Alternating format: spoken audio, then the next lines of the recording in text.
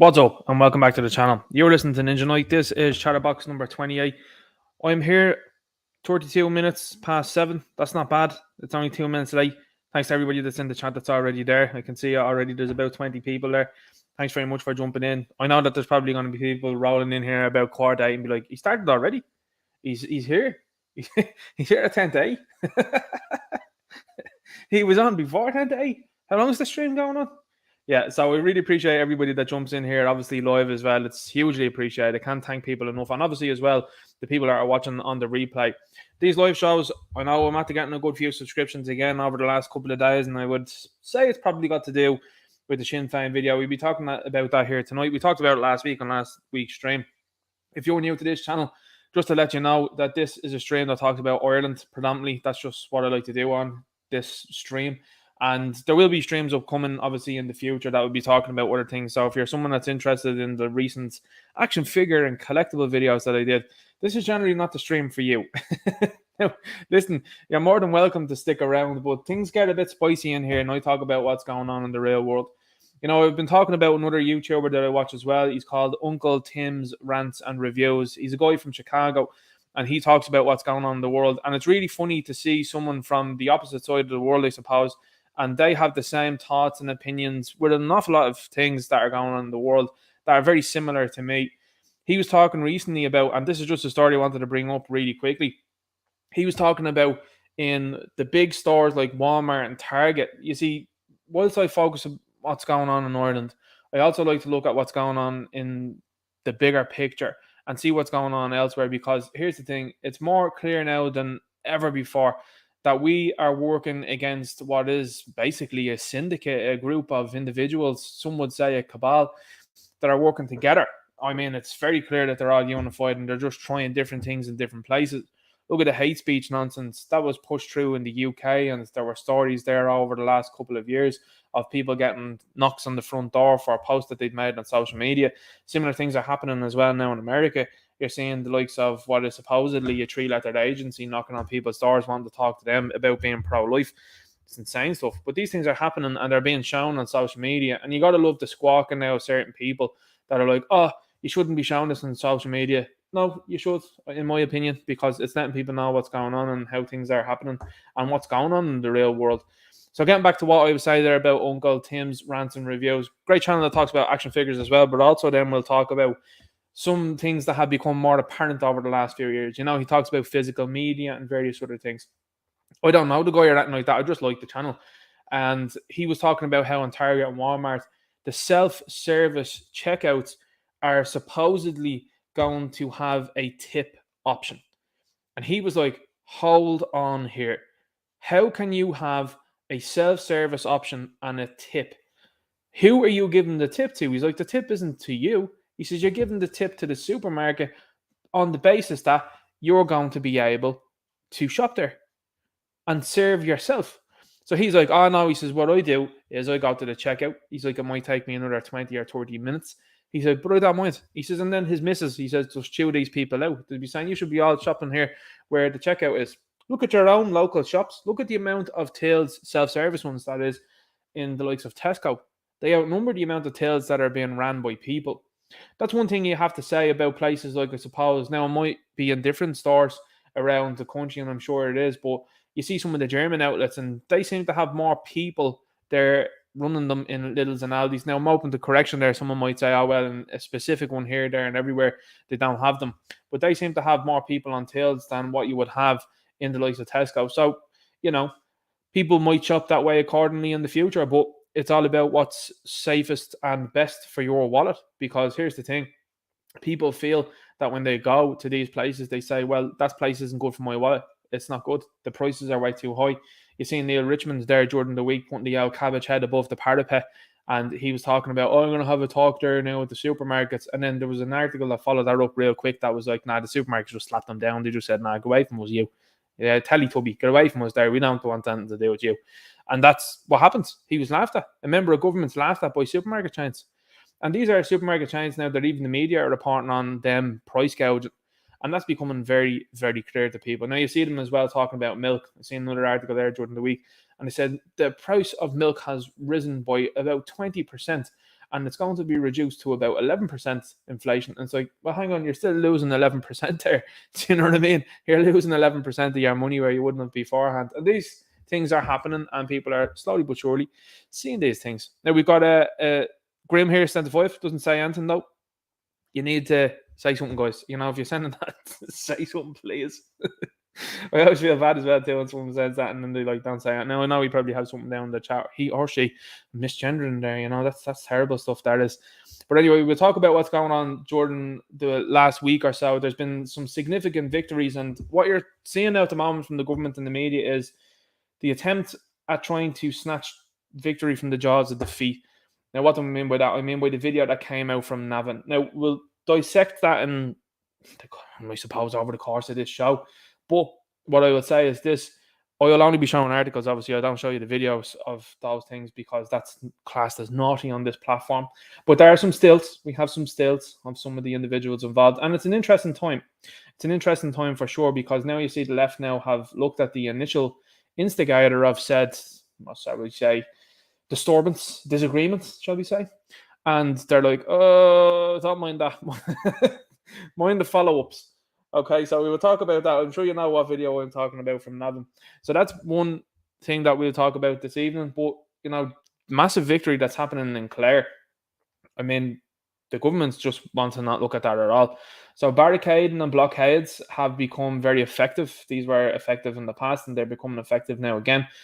The only thing I will say about that is this: it's great to see that happening in rural counties. You know, there's something to be said about that. And I know some people would say, well, this is tribalism that you're talking about, Ninja. Well, you know, I suppose it is, and it is, and it has to be said.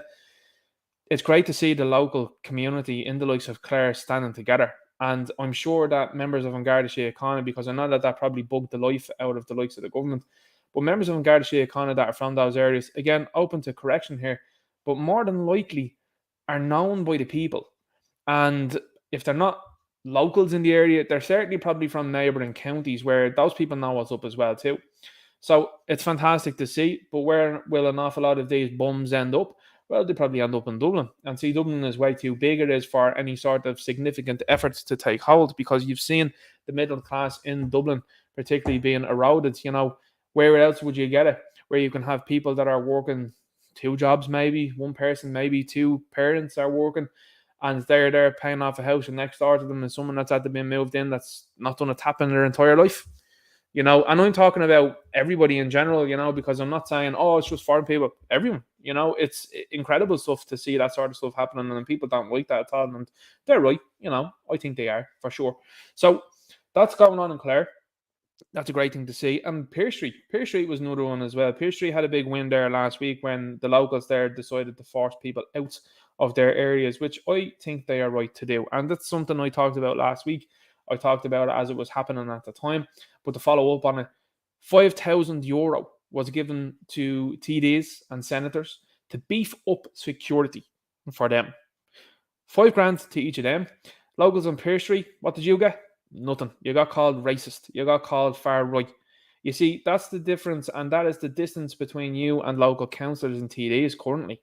Now, I would suggest this, and I always do, you need to be running elections against local councillors. Councillors are very powerful. I think a lot of people don't realise that the councillor position is very powerful, and that's where an awful lot of business gets done, and an awful lot of this stuff gets kicked up from the likes of the council with all this wokeism and all this sort of stuff. You know, to be honest with you, you knew. Do you hear the way I'm saying? I was turning into someone off news talk there. I was for a second.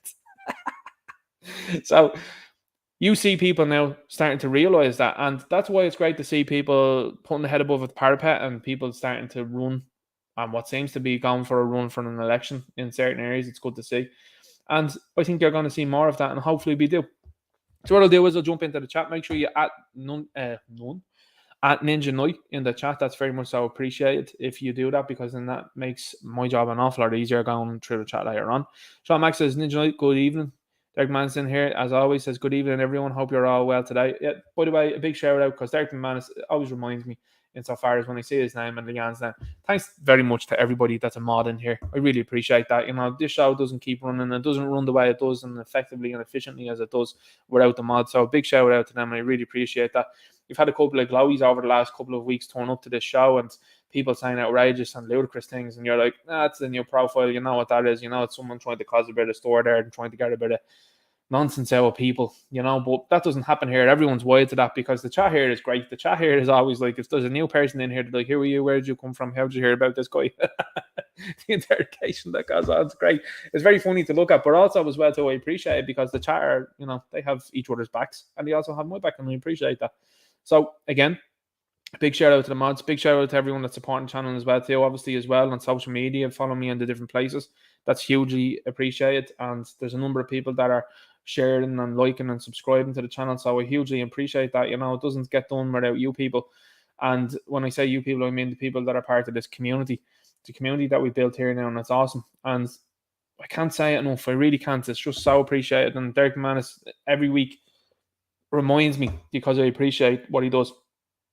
He says, if you have a question or comment for our host, use Ninja Knight in the chat, so at Ninja Knight. Okay, so yeah, and Derek Mann is giving a great shout out as well too to people, letting them know, like, you know, keep an eye on what's going on. You see, I will be setting up and have set up now Rumble, so I'm looking to try and live stream on the both of them simultaneously. I just like to keep people involved and keep them in the know with what's going on and be transparent with these things. I want to stream on both of them so that people have the option, obviously, and then obviously on Rumble you can say way more than what you can say here. Their man says, Ninja Knight drinking game. If our host says allegedly, spectively, or mentions his owl fillet, take a drink. It's just for fun. There's people tuning in now. This is after jumping about 40 people there in the last minute or so. I guarantee there's people that are like, thought he started a quarter day every week. Why is he already talking? How come he's already 14 minutes in? What's the story? What's going on? I'm sure Satirical Soldier would be proud of me now being somewhere on time. 2 minutes late, you know.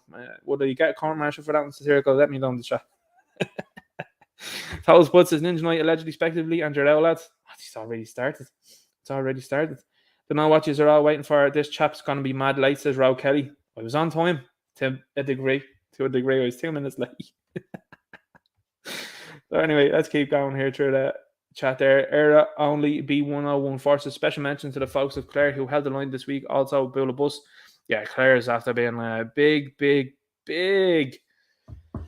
I think, win. And I think it's after showing people as well with Piercery happening. Like, there's also rumours floating out there now, and I don't know whether I have an article for it, but there's rumours floating out there now that they're going to start sending these people to Dunleary. But I tell you what, if these people start rocking up and start wandering around Dunleary, there's going to be real trouble then. Because, and I don't mean, listen, I'm just saying, I'm not advocating violence or anything like that. And this is the thing, I certainly am when it comes to Dunleary, because Dunleary is more of sort of a legal area. They're going to have those people bounced out of that area so fast legally, it's going to make people's head spins. It's going to be unbelievable to watch that and the fallout that's going to happen there. Can you imagine all these people lurking around the likes of Dunleary? It's not going to go well. It ain't going to go well. And this government now are starting to panic. And I think more questions, you know, if I was Grip Media now and I was Ben Scanlon and, you know, does great work, I'd be asking governments, the likes of Roderick O'Gorman when they get the chance, yeah, you've invited all these people in. There's nowhere for them to sleep there. How come they're not crashing at your house? Why do you not have them there? And what about if you're a landlord? How come you're not putting them in there at all? What's the story with that? How come you're not telling people, hey, you're evicted now, because that's what you all voted for anyway? How come you're not telling those people, hey, you're evicted now, and I tell you what, we're going to put this house full of these people? How come they're all not doing that? You know, keep the pressure on them, because they're the ones that have opened the doors and let these people in. And then you have a look at our opposition. Our opposition have been extremely weak. And that's what we've seen in the last video there from the last time. Tricky Will says, Sup Ninja, good to see you here. Sean Max says, the government are getting desperate to plant the whole country. Not only that, though, but they seem to have upset the uniforms this week. They seem to have upset the Gardaí. And that's an interesting watch as well, because they're starting to point the finger at them and say, you're not doing enough about the fair rights. And then the Gardaí are like, what? What are you talking about? What are you saying? It's an interesting watch, I'm telling you. They're starting to bite off more than they can chew. Elena says, Friday nights, pizza, beers, and Ninja. Woohoo. Absolutely unreal. It's unreal to see people that come in here and they're like, I have a routine. That's why I always feel really bad when I let people down for Friday. I'm like, oh, it really gets me. It's not on work. It's allowed there. Herbert Ryan says, hello, Ninja and live chat and mods. Good to see you here. B says, Ninja Knight, thank you. Love my weekly real news. Thanks very much. Much appreciated. I like to just give me opinions on these things. That's mainly what I like to do. Sean Max says, the channel actually started as a pop culture channel, but it escalated quickly, says Derek McManus. Yeah, it still floats in and out of pop culture, and there's multiple reasons why that is. I'm just going to say that. obviously because I find things interesting, but also because it, and I'll be honest with you, as I always am, it weaves people into maybe this conversation that wouldn't have been there beforehand. Like I said before, I started to get into noticing what was going on with the likes of Nerd Rotic and Ethan Van Sciver. Now, I had a very strong feeling about this beforehand, but those guys talked through pop culture first, and that was instantly what got me attracted to those channels. And I said, well, I wonder what's going on over here. And then it went from there down to other people that they brought on as well too, specifically. And I was just like, well, they have some interesting talking points. And then it branched out from there then to the likes of Salty. Like Salty talks about different things to do with pop culture and movies and stuff like that. And then I started looking and listening to him. And then my eyes were like wide open then, because he was asking questions that people haven't been asking at all. And then there's other people obviously that are out there as well. Another great YouTuber out there, Mark Dice, he's another really good one. And he's been wide awake for a very long time. And he's been pointing out the likes of a uniparty for a very long time. That's another one as well. That was another eye opener. And even more so, it was like, well, if that's happening over there, it's probably happening here then. And then you see what's happening now. It's like, right, okay. You have a guy there and what's on our brun in his 40s or something like that, and he doesn't know what a woman is. Is he not married to one? Allegedly, speculatively. Is his mother not one? You know? Like, it's dumbfounding, isn't it, really, when you see these things? So anyway, pop culture will be in and out of the channel, and it will remain that way. Obviously, I know that those videos don't do the numbers that the other ones do, for sure. I know people might say, that's nonsense or something like that, but trust me, the reason for that is because people will join in and look, and they go, I wonder what else this fella's talking about. Like, I've had multiple comments online from people that have said, I really like your other content as well. Like, and oh my God, I only jumped in here to look at what you're talking about Transformers, and they've seen what else is going on. And then they get into what's going on here. Other people, of course, as well too, jump in and be like, oh my God, I can't believe you're a nationalist. And it's like, okay, that's your business and that's your problem. If you don't like that, then, toddle off. You're not welcome here then if you don't like that. And if you don't like the content, this isn't an airport. You don't have to announce your departure. So bye-bye. All of this sort of nonsense, and people that, some that are out there will try and hang on to each and every subscriber.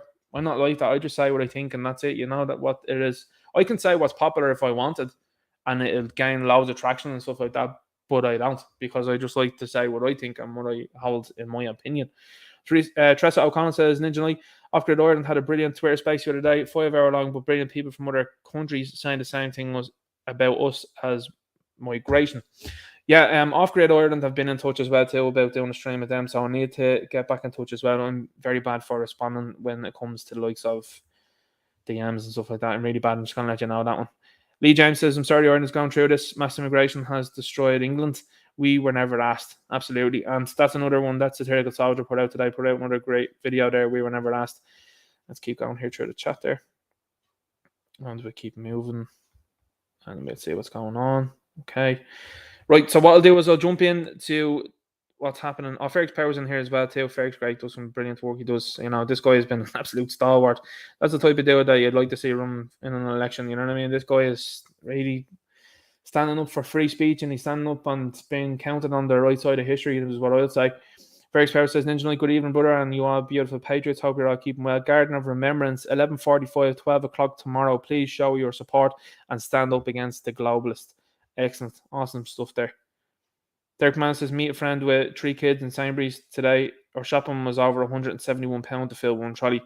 It's getting out of hand real quicker, as and when it comes to the likes of farming and stuff like that, people are starting to realise that now real quick they are, where they're not being able to make ends meet.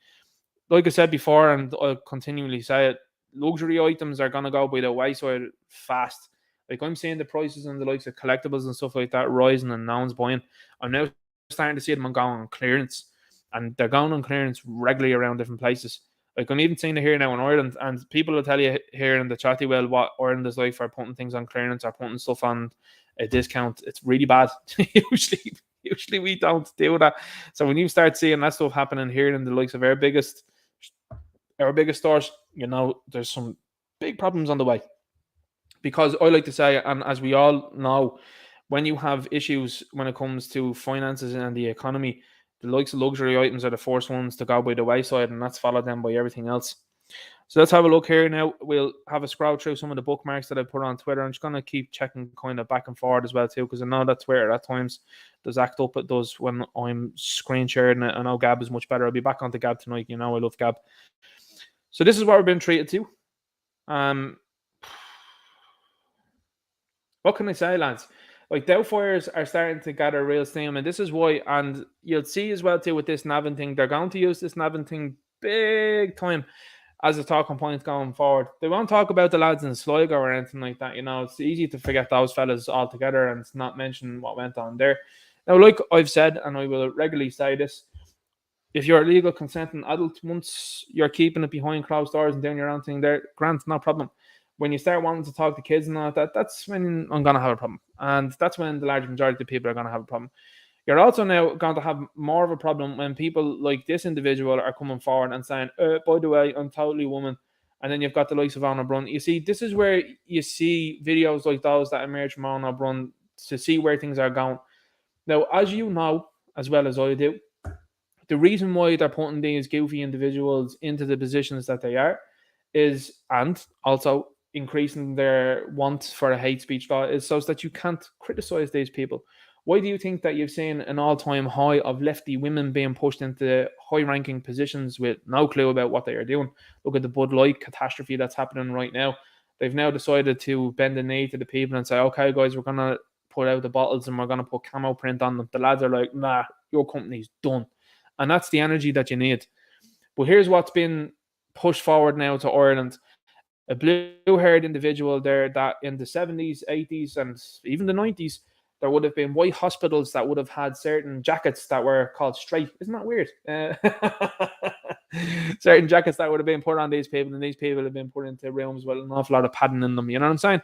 So now you're being told, you're going to have someone that's going to run to become Ireland's first openly doubtfire elected representative. Now, you and I both know that an awful lot of people that run for the likes of the Dáil, and if they fail to get there, end up in the Shannons.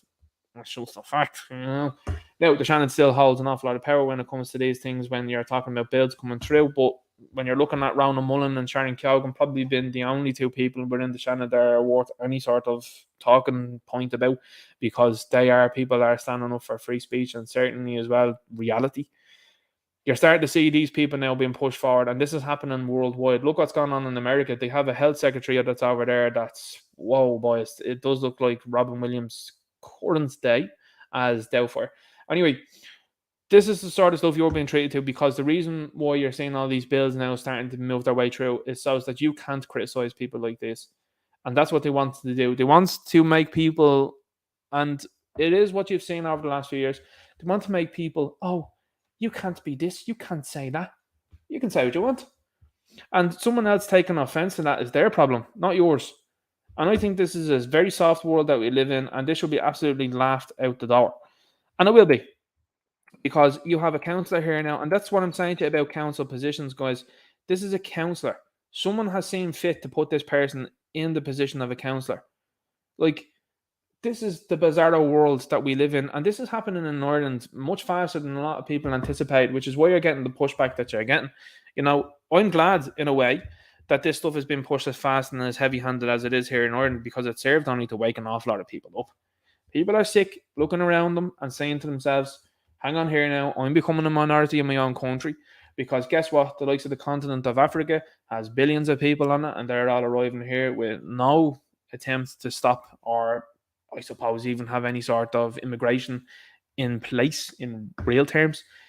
Billions of people as well too in India, China, and they're just arriving en masse into this little country. I tell you what, lads, Irish people, we're the minority. We're the minority in the world. And that's another talking point that the likes of the government and the media and the talking heads would say, oh, you know, the Irish went everywhere. You're still a minority. You're still a minority. Meanwhile, these other places now, why do you think that you're starting to see adverts? And I'll show you a couple tonight, because I'm not just talking out of the rear end, lads. If I was doing that, I'd be talking from the other end and you wouldn't hear much from the voice. You'd see all the stock images. All the stock images that you're being bombarded with now are very radically different than what you would normally see a generation ago. So this is what you're being treated to now. A dude here with blue hair that's running around, that's doubtfiring her up. Incredible stuff, isn't it? Let's have a look here now. We have Michael O'Keefe that puts this out there. Migrant men being put into Dunleary. I knew I had it somewhere. I knew it was here. 3 new accommodation centres to open in Dublin. So one's set to open up in the locations are the former senior college in Eblana Avenue in Dunleary, Airways Industrial Estate and Santry. That's going to get messy as well too. And Dockland House in Clondalkin. So going to one area that's affluent, we shall say, in Dunleary, and the other 2 areas, Santry would be, I suppose, considered somewhat affluent, depending on the area that you're in, I suppose. And Clondalkin, I suppose, similarly enough also. But that's where they're being shoved into next. And there's lots going on around the country. I know Derek Blyg is out there sharing videos as well of different places around the country that are starting to set up for these people.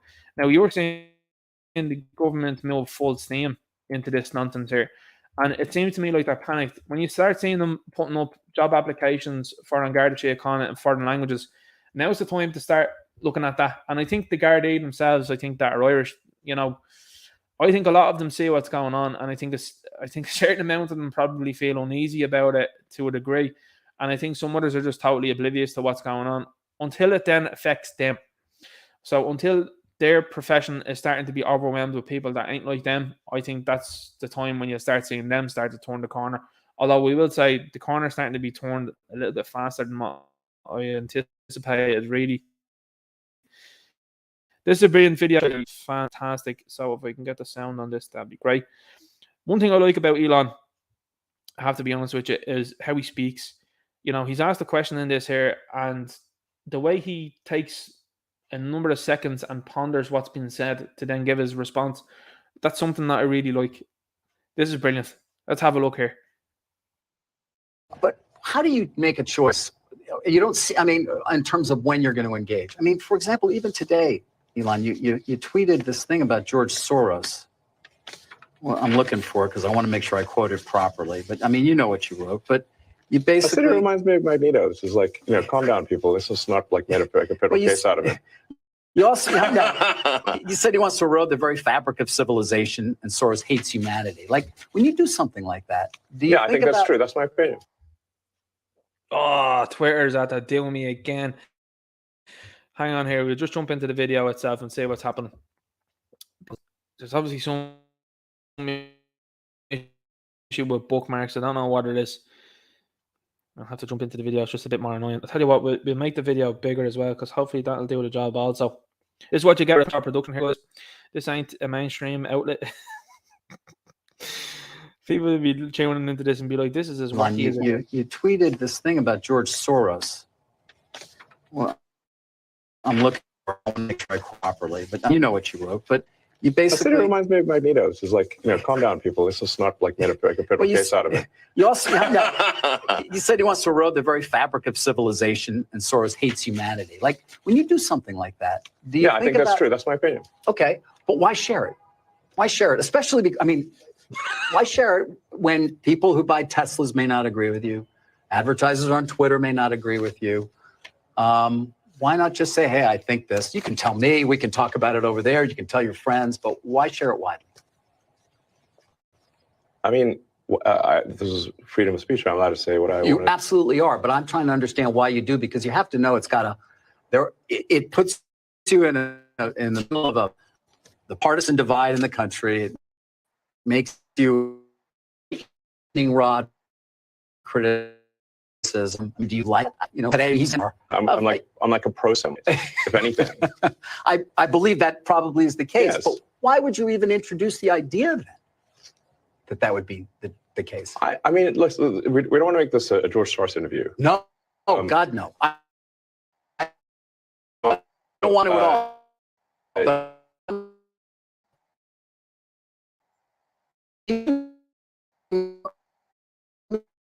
Your tweets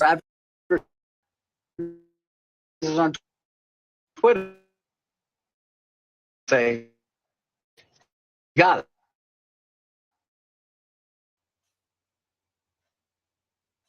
Twitter accent. I can't get these ads, things you tweet.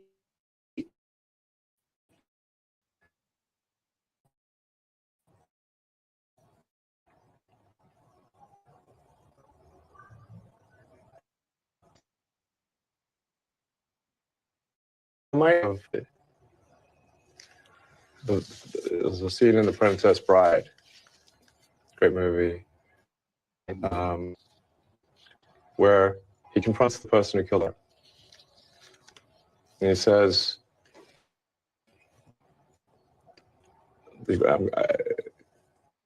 offer me power. I don't care. So you just don't care. You want to share what you have to say. I'll say what I want to say, and if the consequence of that is losing money, so be it. Okay. I don't know what's going on with the appointment that he made this week, but free speech is something that this society is based upon. Approach and actually trying to reshape reality is a huge problem for the vast majority of the world. It's going to go a major influence, and like I said, it's a weird appointment that he made. This talking about there last week, and he was like, "What's the story about that?" And I said, "Well, look," I said, "from my point of view, from what I've seen, is Elon hires people like your man well not too long ago, smokes them out, and then rapid change then to Twitter." Like, for example, there recently when they were saying that you couldn't call them that they no longer use anymore, he ended that then very short. I don't know what the idea is, but that guy to me seems like someone that knows what he's doing.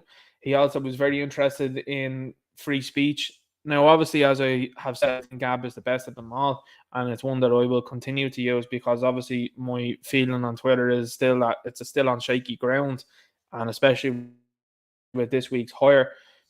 But you can't not like that. I'll also say about the media person that you're seeing here that is interviewing him is that his book is money, advertising, being bought. Now, who does that remind you of? Does that not remind you of Judas Iscariot? And some people might tune out, it's biblical, what are you talking about? But listen, that guy was paid money to betray. And you were seeing an awful lot of people in this country paid an awful lot of money to betray this nation and to betray other nations. Whatever country you might be living in your country, maybe not based Poland currently, maybe not based Hungary right now, but eventually, because as you've seen what happened in Brazil, those places unfair. When you see that doesn't care about ad revenue, that doesn't care about what there's or anything, that is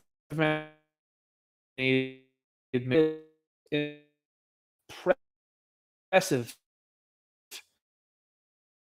How it goes. I don't think that more people speak out with him because that is the time you're looking at the likes of celebrities on Twitter crying about the fact that they've lost a blue check mark. So, well, that's interesting, isn't it? Because these people won't cough up $8, even though they are actually worth millions. And to me, again, these people were easily swayed with an $8 blue check mark. What else do you think they've been swayed with over the last few years? I would say there's a large majority of Hollywood that do not agree with that party, but I am sure that there are paychecks coming from that party. And I'm sure, the Citizens Assembly there that's recently recruited Fiddy McMahon, hasn't it?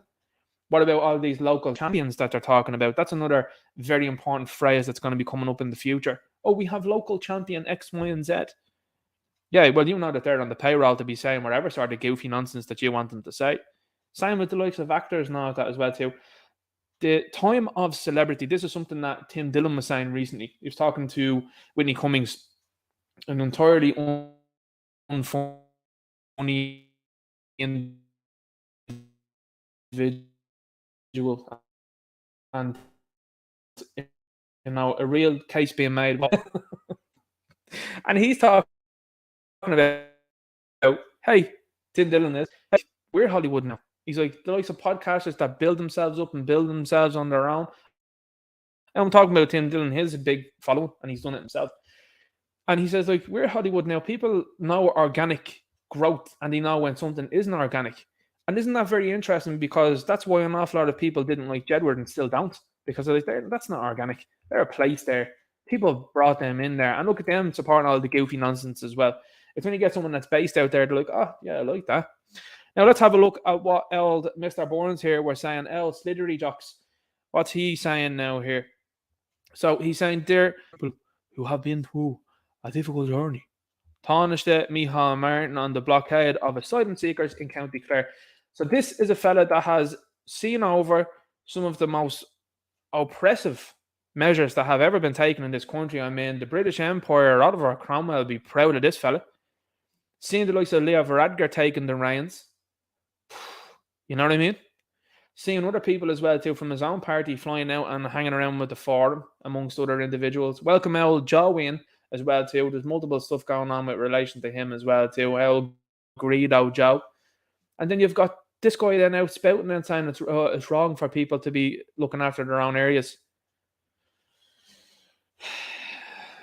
You know, this is why an awful lot of people are losing faith in the uniforms, because they're like, why are these people not arrested? Why are the individuals that are running this country not arrested for what they've been doing for the last couple of years? And why are they not being arrested now for this open invasion of this country? Let's see what this goof is saying. It's, I think these are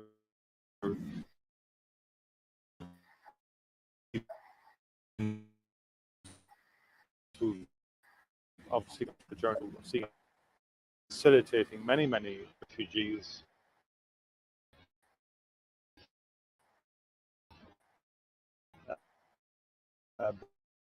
both refugees and asylum and actually things human beings. You didn't think that when it came to the sniffles, did you? Weren't up there where you're not there saying to people, oh, you know, you have to take this stuff now so you can attend the likes of a funeral and the bar and the likes of the restaurant and the cinemas. It didn't care about people's dignity then. You see, this is the problem that you people have set out for yourselves, in that when you decided to order people like me and members of my family and people that I hold near and dear, as do an awful lot of people here in the chat, when you decided, and people obviously that listen live on the replay, other people that they're all sided with the government and calls you a tinfoil hat wearing individual. Well, it seems like rates are going up here. Case of the suddenlies is going up, and this fella's talking about human dignity. This is how duplicitous these people are. He will say to an individual there from the media with a straight face, oh, we have to be all looking at the dignity of that person. What? You weren't looking at the dignity of people here for the last number of years, last number of decades, I'd even argue, but certainly not in the last couple of years. So that's why you're starting to see a bigger turn in people, and they're going, no, you take a hike. Just like this arise. We have to work hard in terms of education side,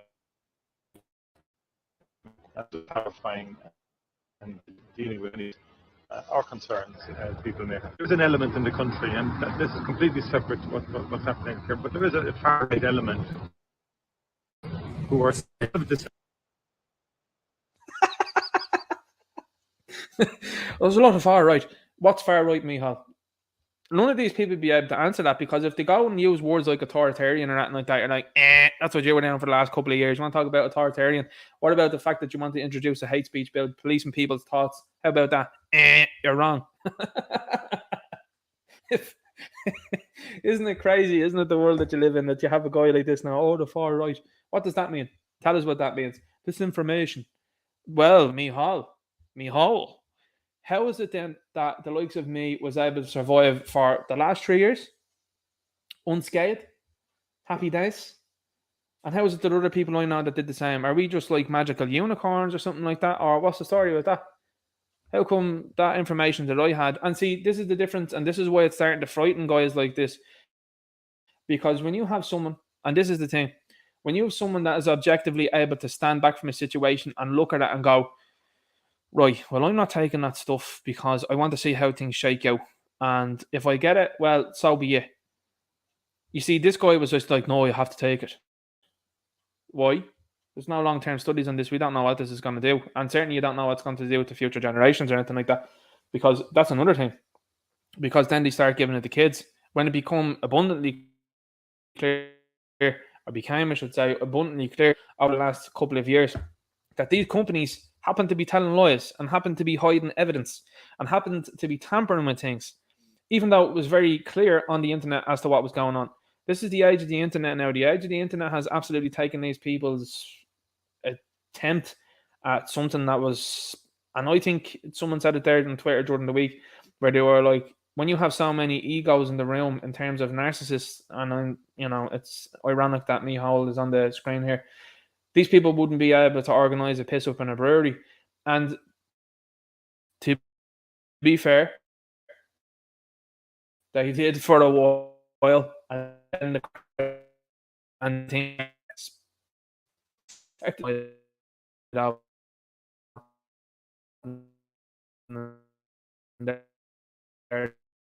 the Scandinavian countries. That's not happening here either. People holding bingo outings on their streets. People going to raves in the back gardens of different gaffs. Not a bother at all. Not a care in the world. People had a great time. Some people, not other people.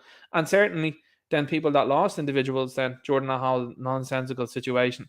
So when you talk about disinformation, I don't know what you were talking about, Mihal, because it seems like an awful lot of the people that are on this side of the fence that stood back, looked at it objectively and went, companies that have done illegal things in the past, have criminal histories, have paid massive fines, and you're telling me to trust them? Listen, if you want me to trust them, that's going to be a no from me, dog, because there can't be any sort of faith in them. And I tell you what then as well too, these people wanted to draw on, look at all the doctors that agree with that. Well, here's the thing, and another thing that gets said to people, oh, you're one of those do your research people, are you?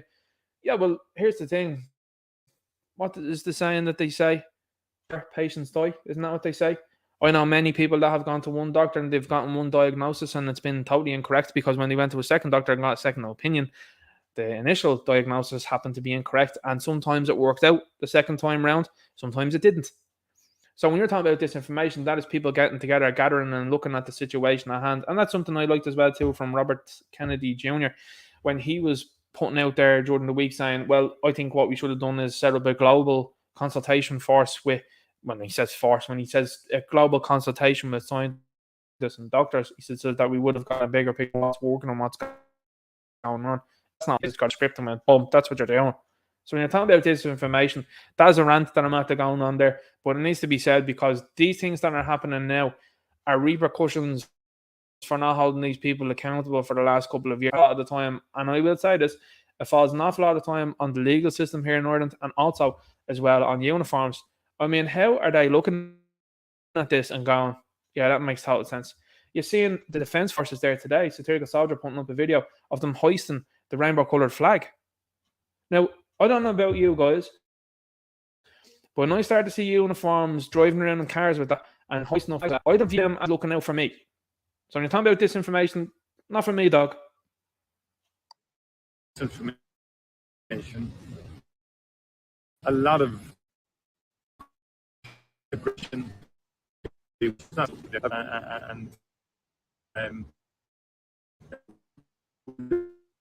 and in a proper, keeping the perspective in mind and doing it intelligently and strategically in terms of countering the far right narrative, which is something that is foreign to the essence of what Irish people are all about. Just started getting hit up by Derek McManus, and he's like, when you're on Twitter, the sound is terrible. Thanks for letting me know. I'm going to just jump through and see if there's any other articles or anything like that I had from that. Now, News Talk put that up, and just to give you out numbers as well, obviously I'm after jumping out, that says the sound is better there. 48.7 thousand views over 300,000 followers. How many likes do you think they got? 17. Ninja Knight, I said, take them in yourself, so Martin. How do you look your family in the eyes? 215 views, 14 likes. That's not bad. That is not bad. And that is me now getting close. We're in touching distance. You're up, Martin, you little fool, you. And that is me getting we're in touching distance of the Taoiseach, the former the former leader of this country, and a mainstream media outlet that's getting absolutely whooped by this little goofball channel. It's hilarious, isn't it? What else did I have here as well? I have a couple of people as well that was talking about Lynn Boylan blocking people as well, which is hugely important, obviously, to let people know that these things are going on. Yeah, that's all I had on Twitter, really, because I tried not bookmark things and I tried send things onto Gab instead, as Gab works way more efficiently. I don't know what that is about Twitter at the moment. It's very strange. I'll jump on the Gab now in a sec. So just give me a moment. Just wait and I'll upend this show. Turn the show back better. Derek Manis, will you hit me up and let me know if the sound is better now? Let's have a look now and see if things are going. Oh, he's just at the messaging me there on the gram. On the gram. Do you hear me talking about on the gram? So apologies for that, folks, if the sound wasn't good. That's obviously not something that I want to be doing, and I don't want to linger on Twitter for too long either, because obviously the sound isn't good. I don't know what that's about. If anyone has any ideas, let me know. So let's have a look now and we'll jump on to Gab. So I hope the sound is better now. It definitely looks like it's presenting as better. We see Tim McHugh says, put them in D4 and see what happens. Those people would remove them really quickly. You know, the protest would be some laugh out there. It'd be like Martha's Vineyard, you know. You know, you're guys, you're welcome. But, you know, we're just full. And our houses, like, we just can't, like, bring you in. We just can't do it. Finton, you seem to have a house there that has about 18 bedrooms in it there, and there's only you and your fella living in that place. I think that you can open her up there and let the lads in. Myself and Roger are actually at work all the time, and like, you know, and this is something I seen there during the week. I seen someone posting towards Fatima Gunning. Fatima Gunning put up a thing the other day, and he was like, "Don't talk to her. She's far right." I was like, he's one of them people that says Ireland. You know those people that are out there, they won't say Ireland, but they'll say, you know, I'm from Ireland. What's Ireland? Like, are you some sort of pirate or something like that? What's going on? Anyway, we'll jump into Gab. Hopefully this will work out a little bit better. What I want you to keep an eye on, though, by the way, because I'll give a bit of promotion towards this one, because this is definitely to be supported. Support this movie. This is Jim Caviezel. Comes from Angel Studios, and this is the official trailer for Sound of Freedom. I'm not going to tell you what it's about. Have a look at the trailer. And Jim Caviezel is doing good work here. And it's bringing up, it's an interesting thing, because, and I mean, when I say this as well, Hollywood aren't interested in doing a movie like this. Now, that says an awful lot. And this movie is about the retrieval of children. And it's about stopping certain, how shall we say, rings, we shall say. So that's the sort of stuff that I want to see, because I'm like, well, I agree with that. And the way that these people are dealt with within this movie is very efficient and the correct way that this should be dealt with. Instead of, you know, suspended sentences and having them running around and to be part of Hollywood, for example, and running around and you're openly looking at it going, that's absolutely bizarre. How's that person running around the place? Not a bother on them. And yet there's other people that the judges want to send to jail because they have no TV license, or they have an ability to give people access to certain things on streams. And you're looking at them going, it makes no sense. So listen, I'm supporting this. And that's a movie that I think people should go and see, and they should support it, because that would send a lot of shockwaves as well too. And I think the right shockwaves that we should see. And again, it's in support of children, which is very important. I just wanted to show you this here from today. So this is, I should say, these are today's numbers. Today's numbers are doing really, really well. So I'm after jumping up there about 30 subscribers over the last day, which is very much so appreciated. Closing in on that 5.7k number. Hopefully be up to 6k soon enough. And I put this up here, Sinn Féin women. Now, I'll have to be honest with you. I screenshot that image and put up the what is a woman thing. And I said to myself, I don't give myself an awful lot of praise around here. You know that I'm not very egotistical or anything like that around these parts. I put that up and I said, that's a banger of a thumbnail, because the face of him, it catches the expression of the hamster trying to get onto the wheel and go, being recorded here. I don't have the script in front of me. I don't have the backup of anybody there that are in the doll. I am the mastermind of how the housing problems can be fixed in this country. I am being looked at as being the Harry Potter of my party, that I'll fix everything. I'm the boy who, the boy who lives. I am the man who can defeat Voldemort. I'm married to the prestigious Lynn Boylan, a woman that wouldn't be too far out of being the run for the Wicked Witch of the West if she was an actress. And now what I'm being asked on the street is, what is a woman? And my brain can't engage with what that question means. And I'm going to talk in circles and complete and utter nonsense. Is it any wonder this fella was a failure at elections in the past? People think, and this is the thing, the codswallop that's given to you, oh, he's a genius. The master stroke he is. Look at this fella, he's brilliant, he is. Well, hang on here now for a sec. Was it not that he got through one or two run-ins beforehand and failed in different places and they just moved him around to different areas? Is that not the case? You know, anybody that's a serial failure can actually be moved to different places and look like some sort of winner. And that's what's happening here. This guy is, for me, a Mauricio Pochettino type of individual. Football talk for anyone that's out there. Oh, he was at Spurs. Yeah, he did a great job at them there. Did he? Yeah. Did he win a title? No. Bottled it, didn't he? That's hilarious. Where did he go next? Went to PSG. Did he win the Champions League? No, didn't do that there either. Oh, but he got a Champions League final. Yeah. Did he win that one? No, he didn't. Where's he going now? He's gone to Chelsea. Brilliant. Love it.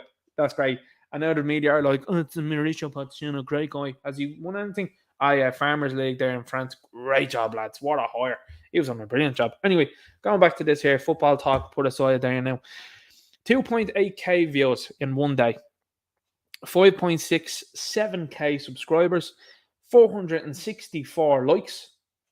That's something I want to draw your eye to, is the number of views and the number of likes and comments. The comments are always opened on my videos because I like to engage, and that helps obviously as well too with the algorithm.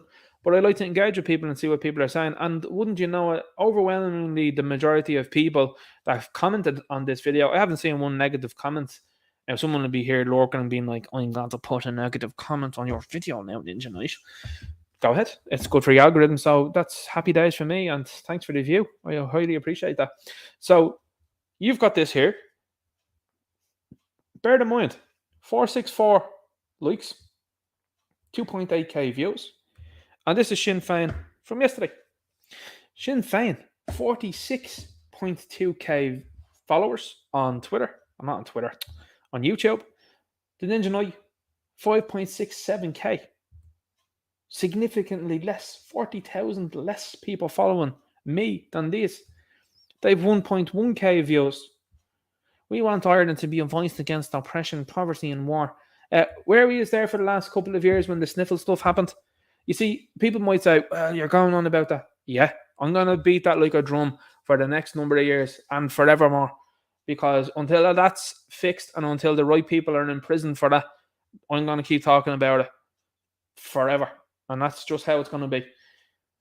Oppression. What about the people that were oppressed over the last couple of years? How about that? Poverty. She was talking about rats about poverty. Would you go out with that? War? Nothing to do with us. Zero to do with us. Shouldn't be involved. But that's why you're only getting 1.1k views. That's why you're only getting 53 likes. I mean, imagine a group. This is a political party with 46,000 followers on YouTube that can't muster more likes than my Crown World commentary channel. You see, this is why social media and YouTube and various other things bug these people, because it's like The Wizard of Oz. The Wizard of Oz was a brilliant movie for multiple reasons. It showed, for example, with the likes of the Scarecrow, I don't have a brain. You would be surprised at the amount of people that are out there that sound intelligent and don't have brains. I don't have a heart. You'd be surprised at an awful lot of people that are out there that are supposedly brave but don't have any heart. And you got to look at those things. Or was it? You got to look at these things here, guys, and you've got to say to yourself, the Tin Man, wasn't it, without the heart? And then you've got the line and this guy. You'd be surprised with the amount of people that are out there. And they were great euphemisms, I think, and definitely great allegories. Because then, as you know, and this isn't a spoiler because that movie's been out for, 60 years now? If you haven't seen that movie, where have you been? And then they end up going on and they're like, the great Wizard of Oz. And then they pull back the curtain and it's just some dude pulling the machines and the mechanics. And it's like, that's it. That's what you're starting to see now with political parties here now in this country. You're starting to see people now realizing, hang on here for a second. The Justice Minister, 15th count, not very well liked. In there now telling you that they're going to be able to police what you think and say. Micheál Martin, 6th count, not very well liked. In there telling people all sorts of nonsense. Not wanted. Telling people what to do. Leo Varadkar, someone that's definitely not wanted. Was that 5th count? Telling people what to do and say. Putting our country up to be just hosting everyone and anyone. Not a guy that has an awful lot of a stake, and that's a conversation I'm starting to see more and more of. Now people are like, that fella doesn't have a stake in the future of Ireland. Why would anybody be holding to him? And it's great to see people starting to shift back to reality and starting to go, okay, yeah, it's great whatever orientation you are, but being leader of the country and running the ship, you shouldn't be captain of the ship. That's madness, that is. That's like a Liverpool fan being in charge of Manchester United, which is currently what's happening with Richard Arnold, to be quite honest with you. Happy to just go, Titanic this bitch. So anyway, you've got an opposition party here now that have been exposed, in my humble opinion, over the last couple of years as to what they are, which is just part of the big party. And it's as Gerald Celente often says, it's one big club and you're not part of it, and you're starting to really see it now. But imagine that this Clown World commentary has more likes, more views, and obviously more comments, because this is a party, by the way. And I saw a brilliant tweet there yesterday, the day before. And it said, Sinn Féin used to be the political wing of an organization. Now, again, this was not my tweet. This was the tweet of someone else now, allegedly, speculatively, like when it comes to what this guy stated. So I'm not saying this. I'm not stating this as fact. Just want to make that clear. This guy said, he says, Sinn Féin used to be the political wing of a certain group. Now they are just cat ladies that enjoy wine, like your El Wino Auntie, that are running the show here now. And it's a very appropriate description insofar as, and I'm going to agree with it because, again, allegedly, speculatively, I don't know if they're any wing of anything or anything like that. And again, it's nothing to do with me. But when it comes to old auntie, cat lady, wine drinking individuals, yeah, look at them. Who's holding the reins of power in Sinn Féin? If Michelle O'Neill up north, if Mary Lou down here, you have Lynn Boylan, you've got Louise O'Reilly, I think, as well too, isn't it? And that's it. Other fellas that are there, that are lurking around the thing, are absolute knuckle-draggers. I know maybe Pierce Doherty comes across as someone that is somewhat competent, to be honest with you, and how he hasn't made a run or a challenge for leadership is beyond me. But obviously he's been told, don't do that, Pierce. And maybe your time will come later on down the road. That's probably the state of things there, allegedly, speculatively. And you're seeing an entire party that has just been dropped over the last few years because nationalists and patriots and Republicans that signed up to it long ago were looking at it. Like, I can't tell you the amount of comments that I got yesterday on that video from people that were like, I'm actually a member of Sinn Féin and I'm no longer supporting them now after seeing this video. I was like, whoa, because that's something else. That's something else when you get someone to finally turn and realize and look at what's going on. I always and will always say it, and I humbly suggest this, and again, peacefully, respectfully, turn up to the likes of the local meetings. These people are holding local meetings, and your representative is holding these meetings in different places. Turn up to them and start asking them questions. Start asking them and showing them videos like this. Hey, here, hang on there now for a second. You're a mastermind there of what to do with housing. And people will say, and you're right, Ninja Knight, you go very hard at Sinn Féin here. What's the story? You're going hard at the other parties, but you're going very hard at them. The way I see it is this. When you have other parties that are absolutely working against your best interest and the best interest of the Irish people, in my humble opinion, it's no surprise when they do shady things, and that is to be called out, and it is to be scrutinised, and it is to be highlighted. I think what is more of a marker and what's starting to get people thinking and talking is the fact that a party that is supposed to be nationalist, supposed to be Republican, supposed to be patriotic, has just viciously stabbed them all in the back, is way more visceral than any of the other stuff that could come out. And I think that's why people hone in on that so much. Sure, there's party politics at play and people saying, I don't like Sinn Féin. Here's another reason as to why I not like them. Fine Gael and Fianna Fáil are doing all the same things. So is Labour. so are the Greens, so is the Social Democrats, so are the people before profit. They're all doing the same things, they're all saying the same things or variations of the same thing. So the reason why I'm going at these people is because of the betrayal. The betrayal that I feel and the betrayal that an awful lot of other people feel, which is, hang on here for a second, this guy should be able to answer that question, no problemo. Instead, he's like going, and then comes up with a nonsensical answer. Shows you where their loyalties lie, doesn't it? So anyone that thinks that these people getting into power is going to be a good thing, this fellow was absolutely stumped by that question. Guffawed now of him, total nonsense. And that's why you're starting to see this party starting to go on the wane and starting to lose influence and starting to lose popularity. Now, when it comes to a general voter, obviously that's where you come in. It comes to a point in time where you have to step up and say, okay, right, that's enough of that. Now I'm going to talk and tell people around me. And for every conversation you'll have maybe 10 NPCs. People that just look at you and see that video and go, that's terrible. Anyway, did you see the match last night? For every few of those, you'll have a lot more people that'll go, that's unbelievable, send that to me. And I'm sending it on to many other people. And that's how you make an effect on these things, because more and more people look at that and they go, whoa, that's out there. Let's go on here now. Social media algorithms causing profound damage to young people. Stephen Dunley, Minister for Health, says, our egghead is back here now. Our egghead, oodles of data. Where are the oodles of data? Have you brought any of them out? Have you been showing people what's been going on over the last few years? Anything about the likes of the Suddenlies or anything like that? You don't want to address that at all, no? It's weird, isn't it? Social media algorithms. Minister for Health says it's time to get behind the curtain. Whoa. Are you talking about the Iron Curtain? Is that what you were saying? Of how tech firms operate to be better able to protect children and adolescents. Now, why are they very interested in that? Well, they're interested in that because when you have people, and you do, and you know them, that are presented with evidence as an adult, they will deny the evidence and they will oppose your evidence because the PSYOP has been played on them for a very long time then, and they are unwilling to break from that, to me, proverbial chain. And chains, indeed. They don't want to step away from the matrix. They don't want to step away from these things. And they want to just go, oh, that's too difficult to believe everything that you're saying. And I mean, look, you can take your own opinions from that. But when you're standing there and you're talking to someone and they're seeing this stuff and they're starting to defend it, you're looking at them and going, wow. Now, the reason why they don't want children and adolescents to be, I suppose, shown any of these things, this is why they're going after Tate a big time as well too, and the fact that he's very influential amongst young people is because of that, because people are influenced by it and they look at it and they go, no, that fella's right there, hang on here for a second, I think he's bang on. And that's why you're starting to see now with these people in governments now starting to be panicky, and this all comes down to hashtags. When you have the hashtag Ireland is full trending and other things that are trending as well on Twitter all of the time, there was a certain group that are after being named and are being talked about now heavily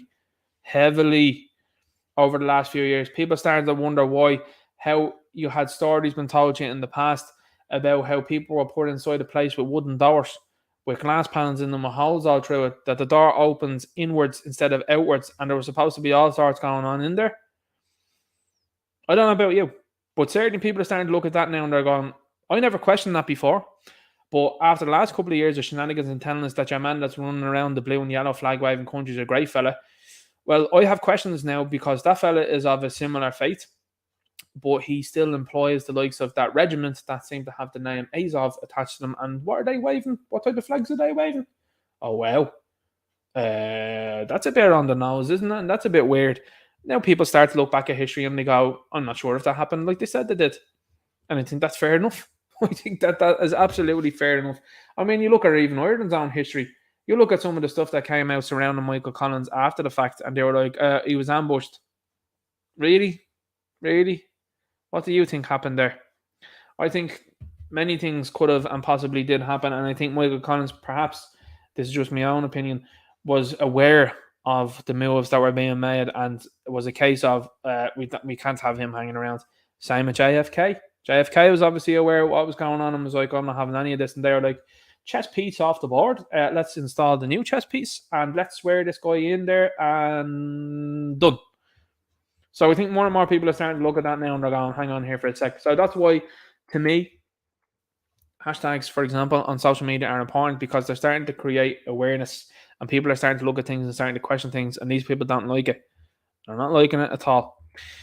Gardaí have sufficient resources to stop violence against refugees, Harris says. Are you talking about the samurai sword that one of these fellas had? Is that what you were talking about? Because that certainly wasn't far right or anything like that. That certainly wasn't anybody that was a nationalist or patriot having one of those down there. That was one of the imports that's been brought into the place. And they were spraying Arabic on the walls. That's a bit out there, lads. And that's not a good look for you guys. And the fact of the matter is, they put this sort of stuff up here where people are saying, "Oh, that's people's prerogative. That's their opinion. Your man spraying Arabic on the wall, not a bother at all. No worries at all about that. Your man carrying a samurai blade, no problem at all. Processed and back out on the street like it was a game of GTA." So your issue now comes, and this is cause and effect, and I keep explaining it to people, and I'm like, it's amazing that you have to keep explaining this, but I will. When you decide to annoy areas, particularly working class areas, and those people decide to push these people out, you know, you look at the TV show Peaky Blinders, and I mean, Peaky Blinders is a very interesting show insofar as you've got people that are just average heads in and around Birmingham, and anybody that moves into their area and tries to mess about, the lads deal with it. They're like, "Oh no, we're not having any of this." Amazing how popular that show is, isn't it? And yet then you've got these ghosts that are out there going, "You shouldn't be unwelcoming to these people." I disagree. You know, that's where I stand on that one. I think when it comes to these things, when I talk about refugees, there are plenty of other countries that these people are skipping over to come to this country because there's been an open invitation into this place, and people are starting to feel unsafe in this country. That is the fault of the politicians in this country, and people are more than, I think, within their right here in their own country to tell people that they're not welcome in and around their areas. I think that's no bother at all. It was no bother to tell people they weren't welcome due to the sniffles. So I think it's more than enough that people go, "Yeah, well, that's grand. You said it was more than enough that I couldn't go into a place there because of the sniffles. This person's not welcome in my area because I don't know who they are, where they're from, and I certainly don't like what they're up to." I think that's fair enough. So the Gardaí have sufficient resources to stop them, says Harris. Taoiseach says he does not believe there are enough Gardaí on streets of Dublin to combat attacks. Now, that's nonsense because there has been no proof of that whatsoever from what we've seen. There has been people standing outside places and blockading places. So when you're talking about attacks, I don't know what you're talking about there. You're talking about the alleged fire that went on down there. Who done that? Nobody knows. But not concerned about people running roughshod over Irish people or other people here in this country. No. Not worried about that at all. Won't deport people or anything like that. What's Sir Chico McCandless? He's still running around the place. We're too interested in putting him in a plane straight out of the country. Where do they let him wander around? "Oh, we care so much about the people." No, you don't. That's a lie. That's a complete lie. So the fact that the Guardian now are pushing back against that is very interesting to say the very least. But here's the thing, and what I consistently and constantly see online is, and you saw it last week with Pear Street, if the lefties there with their masks on, we're going to have a look at an image now in a while, and I tell you, it sums up the left, lads. It's absolutely beautiful. And you've got the Gardaí protecting them, and the gang that have now come into the country, have invaded the country.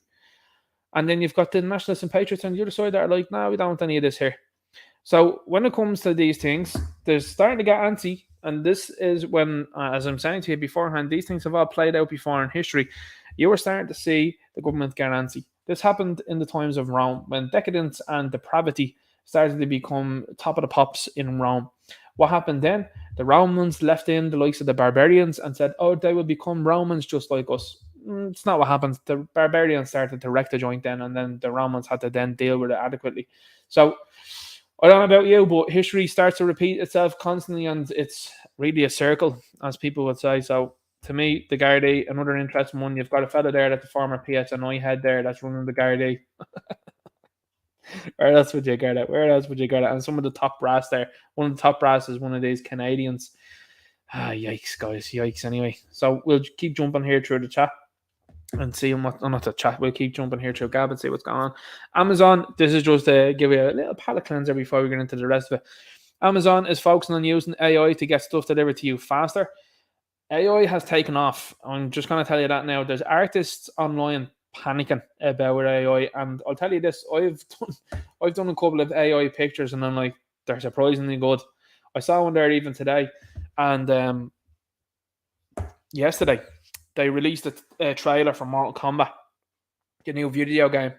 And within 24 hours, someone had done an AI design of the character of Sub-Zero that was infinitely better than the one that was actually present in the game. I was like, whoa, that's insane. The fact that someone was able to do that through AI, so just typing stuff in, it's super interesting. And if you type Irish person into AI, do you know what you're not met with? You're not met with Kalechi or Ahmed and the lads. You're met with something that looks very familiar to what you know yourself. You know, your people of history, I will say.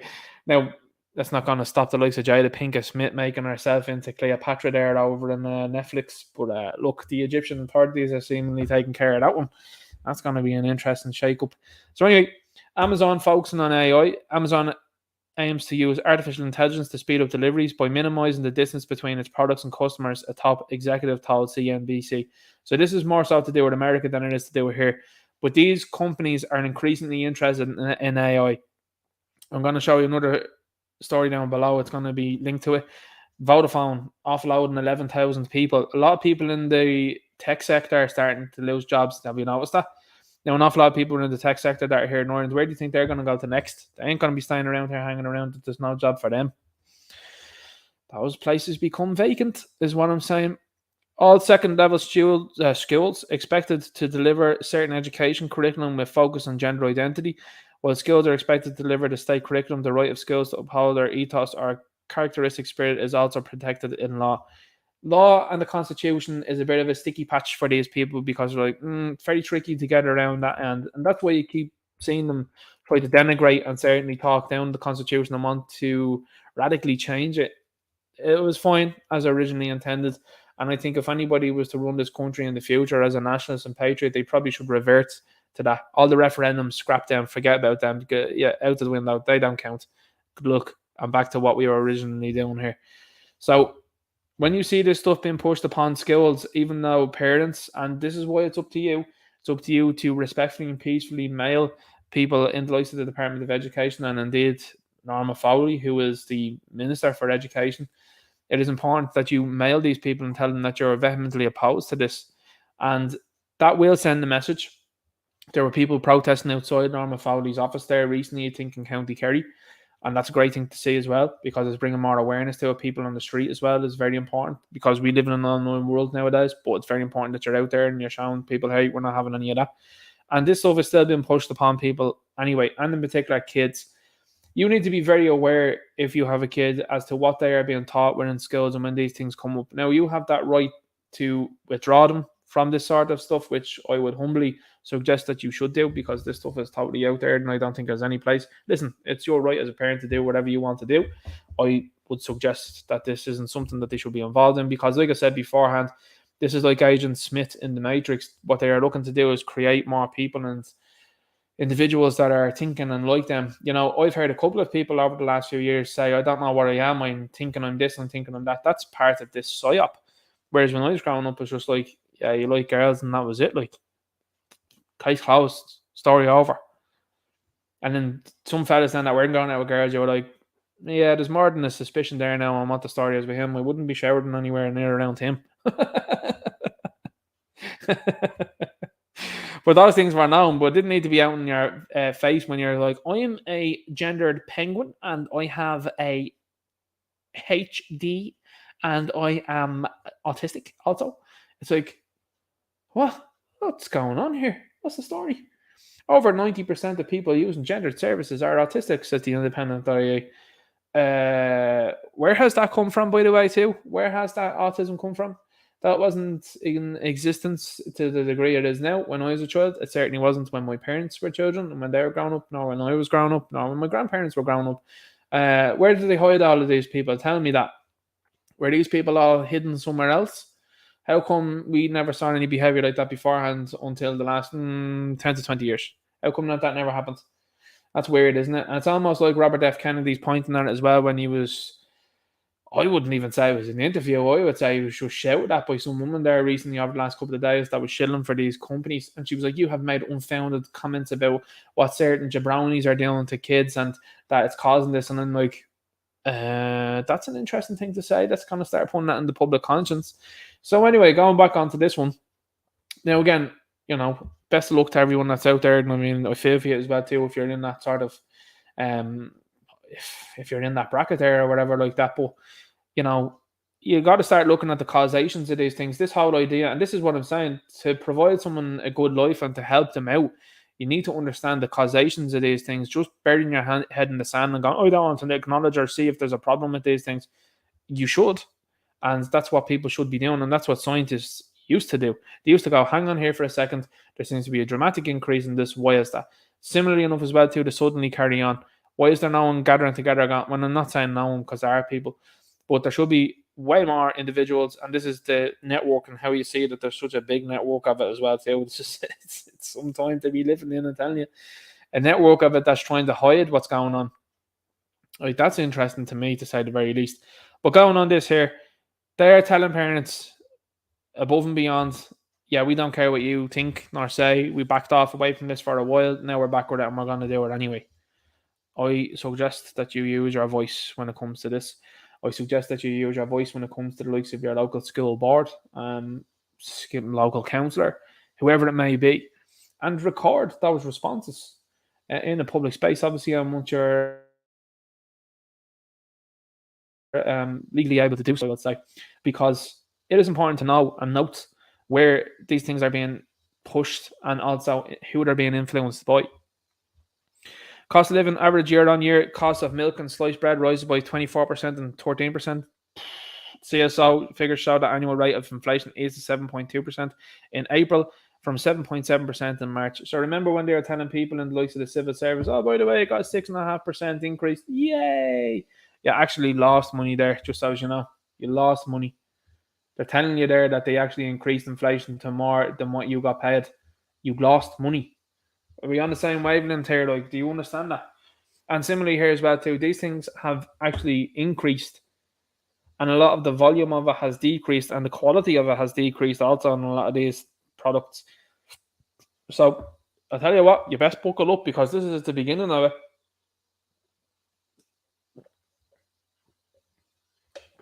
Quick swig there, I had to take a big one there.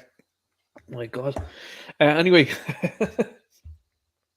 Anyway, you've got this here, and it's telling you, hey, you're being robbed of more money, and we're just doing it.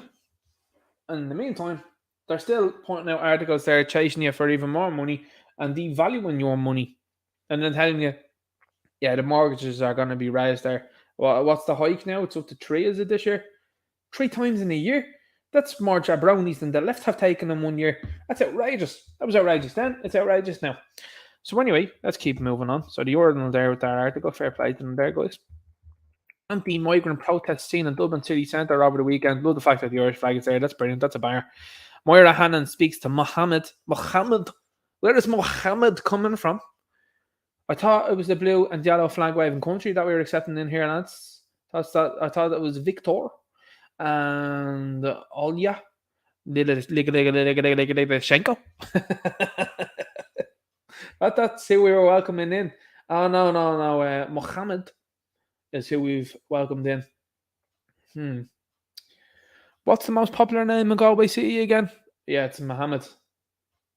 That's weird. That's very strange. That's very concerning, isn't it? That's like going to Dubai and the most popular name there being Sean with a fada. Now, there's variations of Sean, as you know, but the one with the fada, that would probably be lower down on the list, wouldn't it? Yeah. I'm just saying, that would be like rocking over to Nigeria, and in a specific part of Nigeria, the local most known name, and indeed most popular name for a boy being Mick. Or what about one for a girl? Anya. How about that? Wouldn't happen. But in clown world, these things are accepted. So, asylum seeker from Sudan. Like, there's loads of places in and around there that could have brought this fella in, but he's arrived in Ireland. I think that these countries that have mega money should be doing more. Qatar are looking to buy Manchester United. Saudi Arabia are in charge of Newcastle. Why don't they house these guys? These all share the same common values and principles as these fellas. Now they're coming here. What else does this country do? Oh, it engages in clown world in June. Well, here's the thing, guys, and this is where I'm at this moment in time. I don't wish any ill upon people. Most people. But certainly, what's happening now is I'm starting to stand back and just like sit there with the popcorn, and I'm like, okay, look what's going on. Asylum seeker from Sudan who has been sleeping in a tent since arriving in Ireland several weeks ago, and Roderick O'Gorman, minister. Now, I did the poll there during the week, which fetched over 800 votes, and I said, should Roderick O'Gorman be dismissed from his role and also arrested? And over 90% said yes. That's more people that voted on the Shannon, by the way, just so you know. So a lot more people are more interested in the removal of Roderick O'Gorman from the position that he's in, and also his arrest. That's not good for him, is it really? And if right were right, that would be definitely something that people should be asking for more regularly. I see these tweets all the time, and they're ridiculous. I will tell you this, right? And maybe there's someone out there that does this, but it is ridiculous to say to these people, resign from your position, do the right thing. These people are not going to do the right thing. These people are on the gravy train for as long as they're being let. You have to understand this. This ideology and idea of just resign, they ain't doing that. You have to demand that these people are removed from the positions that they are in and also arrested for what they are doing. Start doing what the left do. The left, I have to say, to their credit, and it's one thing I will give them, is they're unified, really good at hashtags, and also really good at keeping up pressure. Now, a lot of people will say, well, that's because you don't have jobs, Ninja. I get you, and I hear you on that one. And a lot of them seem to be employed by certain, we should say, NGOs, allegedly, respectively. And you have people that are there that are whacking out these things constantly and berating people and certain individuals all of the time. The guy's seeing the stuff that's been said about Satirical Soldier, and it's absolutely unbelievable. So people that would piss their knickers if they stood in front of the man, they wouldn't even say half of what they say online, they wouldn't to him. And he'd say everything that he says to them. Like, that's the difference. But you've got now a position where people have the ability now to start calling for things, and social media and people in the government are starting to take note of that, by the way. So calling for someone to resign isn't going to make any sort of difference, because they just look at that and chuckle at you. They just laugh at that and say, look at that. But I tell you what, if there was a general conversation and a sentiment within this country of the removal of someone from a position that they're in, and certainly their arrest, that'd start getting tongues wagging, and people would be like, uh-oh, now they're starting to highlight things that are really going to cause us some sort of bother. Look at what the Ditch have done. And I said it beforehand, it's interesting to see how the Ditch will go. And it seems like people that are behind it and certainly allegedly contributing have really started to annoy the current regime. Allegedly Paddy Cosgrave, allegedly Che Bowes. And these are people now that are bothering the machine. And I'm looking at it going, well, I'll tell you what, I'm looking at what these guys say a little bit more now, because the fact that a number of ministers have fallen. And Niall Collins, by the way, guys, that keeps trending. That name keeps trending, is barely holding on. And that keeps coming up. And it's coming up in online circles. And it's going to be a matter of time before it's asked, I suppose, by Grip Media or someone else. But that's going to come up eventually. And if I'm not mistaken, I think if they lose one more minister to shenanigans, I think they have to call a general election. Now, allegedly, speculatively on that one, because I'm not sure. But that is something that I saw talk of being floated on Twitter. But again, this is where political movements need to be made. And that's why I support the likes of the Irish Freedom Party going forward, and the likes of when these protests are called and all that. This thing has to have a political focal point here now, because it's great calling an election tomorrow and getting these people removed from where they are. But you need to have a viable replacement for them. It's absolutely, 101 sort of stuff needs to be done. So to me, when you see these type of movements happening online of, just resign, not going to work. They're laughing at you. Demanding for them to be removed and then be arrested for what they're doing now, that's going to get things moving a lot faster, and it'll start turning the tide and start making people think different. That's all I'm saying. It's what I've witnessed over the last few years, and it's what gets done. Some asylum seekers decide to leave Clare after blockade at former hotel. Minister of State Joe O'Brien, that's another goofball, another Green Party Egypt, asked people to step down blockade at Magawana House in Inch. Told to get bent, get up out of it, and do what you like, because the people of Clare are just doing what they're at. And I have to say, fair play to them. Like, it's great to see people be like, this blockade is absolutely outstanding. You're looking at it and you're like, it's an interesting time, isn't it? It's actually showing you something that seems to be working when the people themselves go out and say, enough of that there. What would happen if this happened in Dublin? more of what you've seen there up above, which is Gardaí turning up promptly, and then some of them then being a little trigger happy, allegedly, respectively. And people, Finglas, I think, was a big one as well, too, a big eye opener. The people were outside protesting outside the Garda station in Finglas. And what did the media say? The Gardaí were around the corner in their riot vans with riot gear on, waiting to go. Oh, that's really interesting that you were prepped to try and do that. And the fact that it remained peaceful makes it look very silly on your part, doesn't it? But interesting that the same tactics not used with people in Clare. And again, this is why I'm saying rural places, countryside are important going forward. Because if you start talking to people and saying, hang on there, what went on in Clare is fair enough and that should be happening, you're going to get way more people in uniform that are like, well, fair play to these people in Dublin. Fair play to them for doing what they're doing. It's all about unity down, guys. This tribalism stuff needs to take itself and take a hike for a while. That's why I did bring the likes of Sports Ball and the likes of JA back real quick, and that's why it was back quicker than most here in this country. We'll set off the tribalism there, guys. The country people they'll be voting against the Dubs for the likes of the Gabal and all that, and then the Dubs will do the same. I couldn't give a rat's about the JA now. I really couldn't. No tribalism in that for me. I'm like, well, if they do well, they do well. I couldn't care less. Really don't. Really, really don't. And I'm like, fair play to whoever wins it. And if a fella standing beside me and he happens to be from Tipperary and he's on the same wavelength as I am, great stuff. Fair play to you, fellow Irishman. That's the way I look at it. Not this nonsense of, from different county and they get fun. Stop that stuff. It's over. Did videos about that before. And the tribalism stuff was at an all-time high. Now, couldn't care less. Really don't. Why Trump's vile attacks against Carol after verdict could be chilling for survivors. Now, what The Guardian have failed to put up here, unfortunately, is a stock photo. And it hasn't loaded here. But what they want to say when it comes to this guy here is, by the way, he didn't attend, nor did any of the solicitors attend this sham trial, I would say. And it's a woman that's alleging that he did inappropriate things. Now, again, I wasn't there. It's nothing to do with me. But you just got to look at her, and then you got to look at the women that Trump went out, and you're like, are you for real there saying these type of things? Like, there's no way that he did anything like that with you. Like, and things like that need to be called out more. Like, I think it's fair enough to go, that didn't happen there. There's no way to go anywhere near you. Were you joking me? Anyway, are they being told, go out and do your best when dealing with far-right protests?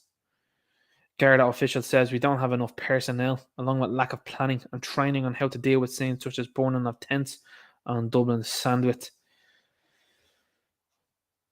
What are you talking about? What are you talking about? These people shouldn't be there at all. If you did your jobs and actually stopped these people at the border on their way in from the airport, none of this would be an issue. Instead of annoying people in their areas and then calling them far right for defending their areas from people that they don't know who they are, where they came from, or what they're up to, holding blades, for example, and allegedly up to very naughty things in Turkey, I think you've lost the plot. I think this person that's speaking out is, and then when they say Garda official, by the way, it could mean anything. Because I think an awful lot of these people that are rank and file, I think a lot of these people see what's going on, they understand. And I think they get it. And I think I cut them an awful lot of slack, more than most people probably like. I cut them slack when I'm like, listen, there's goons out there that are doing this and they love doing this. They love being opposing the Irish people and they love doing that. They love doing it for the few coins. There are other people that are just doing it for the coinage and that's it. And then there's other people that are there that I'm sure are like, agree with the sentiment I am, but they made it difficult. So I'll probably retire or I'll probably resign the next year or so too anyway. And that's when they have the plan then to be like, well, we'll just replace you then now with Kelechi. It seems like you're overwhelmed and we're going to need to put Kelechi and we're going to need to put the Victoria Oshkanov and we're going to have to put them in there with you guys. That's going to be interesting. I'm telling you, it's going to be really fascinating to see that then. I'm going to talk about that then. Be hilarious. Hilarious. Vodafone to cut 11,000 jobs from global workforce. New Vodafone boss Margarita. Imagine carrying a baby for 9 months and naming the baby after a pizza. What are you at? What are you doing? Like, what's the story with that? Margarita della Valle. Italian? Spanish? What's the story with that? What's going on? Said today she would cut 11,000 jobs over 3 years to simplify the telecoms group and regain its competitive edge. 11,000 people just told you, look, I would say probably most of them are graphic designers for when the likes of the month of June comes up. If there's any justice in this world, which I'm sure there will be, An awful lot of these people that have been interested in putting pronouns and all sorts of these nonsensical ads out there. Have you seen the Miller Lite ad from this week, lads? Whoa. They literally said to Bud Light, nice one there, guys. Hold their beer and let's see us doing something even more stupid. They annoyed their fan base and they annoyed their base now. They're the next company to go. This is the moment in time. If you're the based Patriot beer company now, this is the time to open one and this is the time to start promoting it, because I'm telling you what, there's never been a better time to be a base Patriot and putting these things out.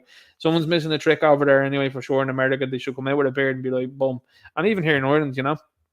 But 11,000 jobs. Facebook as well too, cutting people left, right and centre from jobs, and they're removing them. Google as well, also the same. And you've got Amazon as well. Wasn't it Amazon supposed to open a super centre here in Ireland? And over the last year, they're like, I don't think we'll do that. It's been used for data, I think, now instead, is it? That's interesting. But Margarita, what a name. Complete ban will halt near 10,000 motorists illegally driving at College Green every week. Council to move from 7 a.m. to 7 p.m. restriction to permanent car ban from May 29th. Something that the old boy to say is, yeah, the Green Party are at fault for this and they're driving it, but the bottom line is that Fine Gael and Fianna Fáil are the two biggest ones and they're the ones pushing it also, and I agree. All of them are in this together, and this is pure and utter nonsense, this is. 10,000 motorists illegally driving. Go back 100 years and people are driving around these places and trams are going up and down the air there, not a bother. Not even 100 years, maybe even less. And you've got people going up and down there, not a problem. And these goofs are coming along saying to you, it'll actually help the environment if you don't drive up and down there. How? What are you talking about? All of these people that are super duper concerned with the environment and CO2 emissions never start with themselves, do they? They're always the ones as well too, jetting away to the likes of China, like Eamon Ryan. I'm going to China. You didn't even iron your shirt when you were over there. Absolute stressed out of the brain, I'm sure you are at this stage of the game, going across to China and people looking at that going, look what he's doing. Then Sheehan opens up here and he's like, I didn't know what that was about.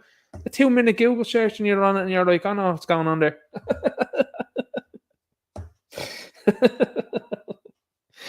10,000 motorists illegally driving, and illegally only comes from some goof writing that on a piece of paper and going, oh yeah, we'll make that legal, make that law now. Oh my God, like honestly, how do people look at this and say, I'll take that seriously? You know, Irish Times there with that one. Silent crisis. Government at loggerheads and made fierce protests will escalate. We're really upset that the likes of the farmers are coming out here with the tractors and they're making a big play. Because here's the thing, guys. It's important that farmers are out doing this, and the tractors is a very good image here. In fairness to the Irish Examiner, it's a good one because that's who feeds you. The farmers are who feed you. They're the ones raising and breeding cows, and they're the ones raising and breeding chickens. They're the ones that are there, and they are getting crops, and they're doing all sorts of different things that is way beyond what I'm doing. And they're getting that stuff and they're delivering it to food shelves. So without farmers, not a good country to be living in if that doesn't happen. And especially the fact that you're seeing them trying to take farmers' property in terms of when they're saying to them, look, if you take our cows and all that and give us land and sell us land, and you're looking at it going, and what do you want to do? Well, it's the cows, they're causing the CO2. All right, so how are you going to offset that? Well, we're actually going to fly the beef in from Brazil. Are you serious? You want to fly the beef in from Brazil? Yeah. That's way away from Ireland. Why aren't you not just delivering it from within Ireland? This could be an app, and this is the thing. People got like, I'm going to do a video on the Euro update stuff. This country could be absolutely self-sufficient. And this nonsense of, oh no, we couldn't do anything without the EU. Codswallop. And this is more the same. People starting to say, no, we're not having this in their areas is causing a big headache for these people in the media and governments, because this is absolutely beautiful to watch. And a lot of these areas, I'm just going to tell you this, a lot of these areas had been visited by people in the last couple of years who were called racist and far right by people in councils and towns and stuff like that. And now those councils and towns have been, I will say, diversified and have been given more and more people, and are starting to wake up and realise those fellas and ladies that we call racist and conspiracy heads were actually right. And it wasn't that long ago that they were down here. So it wasn't a Virgin Media not too long ago as well, where there's a guy going, we had people down the town and they said that these people would come in and cause a bit of water, and we said to them, no, like you're far right and racist. But we've actually found out that these people did come into the town and they were causing a bit of water. So anyway, sometimes people need to have it in front of their eyes for them to go, yeah, right. You can warn them, and eventually the warning will end up happening and in real life, and they'll go, oh, no, I know what you mean. T-shirt's comments on Gettr resourcing to combat far-right queried within force. This is the beginning, lads. The Gardaí seem to be about to turn here now, and this could be the starting of something good. False hope now I'm giving you, I suppose, because I'm like, well, you can hope with them, but then in the same token, they still will go out there and still stand opposing to the people of Ireland in certain situations, obviously, in my humble opinion. So, the Minister for Justice, Simon Harris, twice avoids directly responded to Taoiseach's claim there are too few Gardaí to deal with anti-immigration violence. You see, they're talking about a few tents spinning up, like, they're talking about violence. Like, these people will start telling you that words of violence next. This is where they're going. Like, this is where they're going with this hate speech stuff. Oh my God, you hurt someone's feelings. That's violence. You made them feel this way. Shut up, you absolute donut. Like, what are you on? What are you talking about? You see, as I keep saying, I keep explaining to people, these are the dweebs that were down the likes of, the back of the class when you were in school that would be saying and doing smarmy things. And then you'd say, oh, wait until we get into PE now and we see what's what. And they'd go, oh, I forgot my gym bag. And then you'd have one over them. You'd go, you forgot your gym bag? Yeah, right. It's the same time every week, the same day. Same bat time, same bat channel. So now you've got these people now that are starting to go, excuse me. And because imagine Simon Harris coming in with his old slouchy posture. Hi, guys. Simon Harris here. I don't think you guys are doing enough about far right. And there's people sitting there going, we've lifted 4 Ahmeds off the street this week, and they have been up to all sorts, Simon. Are you not seeing this? And do you know what, Simon? We're starting to get an increasing feeling like we're being replaced here now, and those job adverts that are going out there are not good. We're looking at the higher management. It's not good either. We're looking at the fella running the country here now. It's not good either, Simon. What's that, Simon? You 15 counts to get into your position. You didn't finish 3rd level education. Yeah, you oversaw that. You thought that there were 18 of these things before the 19th one was out there a couple of years ago. Simon, we don't think you know what you were talking about. Guys, that's hate speech, like when you're saying it to me. Like my brother is autistic. Right, okay. And he's gay. Oh, right. Okay, so that's the Minister for Justice there now. Okay, guys, I think we're definitely going to query this here now, because I tell you what, Mohammed, when he comes into the place about him, Mohammed's he's not gonna be happy with Jim. Oh, lads, this is an unbelievable time to be living in. I tell you what, it's some laugh. But the fact that they're being queried now within the force, this is awesome, because now there's more people obviously gathering together going, this is nonsense, isn't it? Yeah, well, we were duped with it. You see, this is what I was saying to you beforehand. People now know that they were duped with the sniffle stuff, but they were too far into the game to be able to cash those chips. Now, at this stage of the game, people are holding the cards and they're like, fool me once, shame on me. Fool me twice. Fool me once, shame on you. Fool me twice, shame on me. Ninja pointing out the signs the wrong way. Listen, it was a fool me once, shame on me from the first instance, because I thought most people at that stage of the game really should have understood what was going on, but they didn't.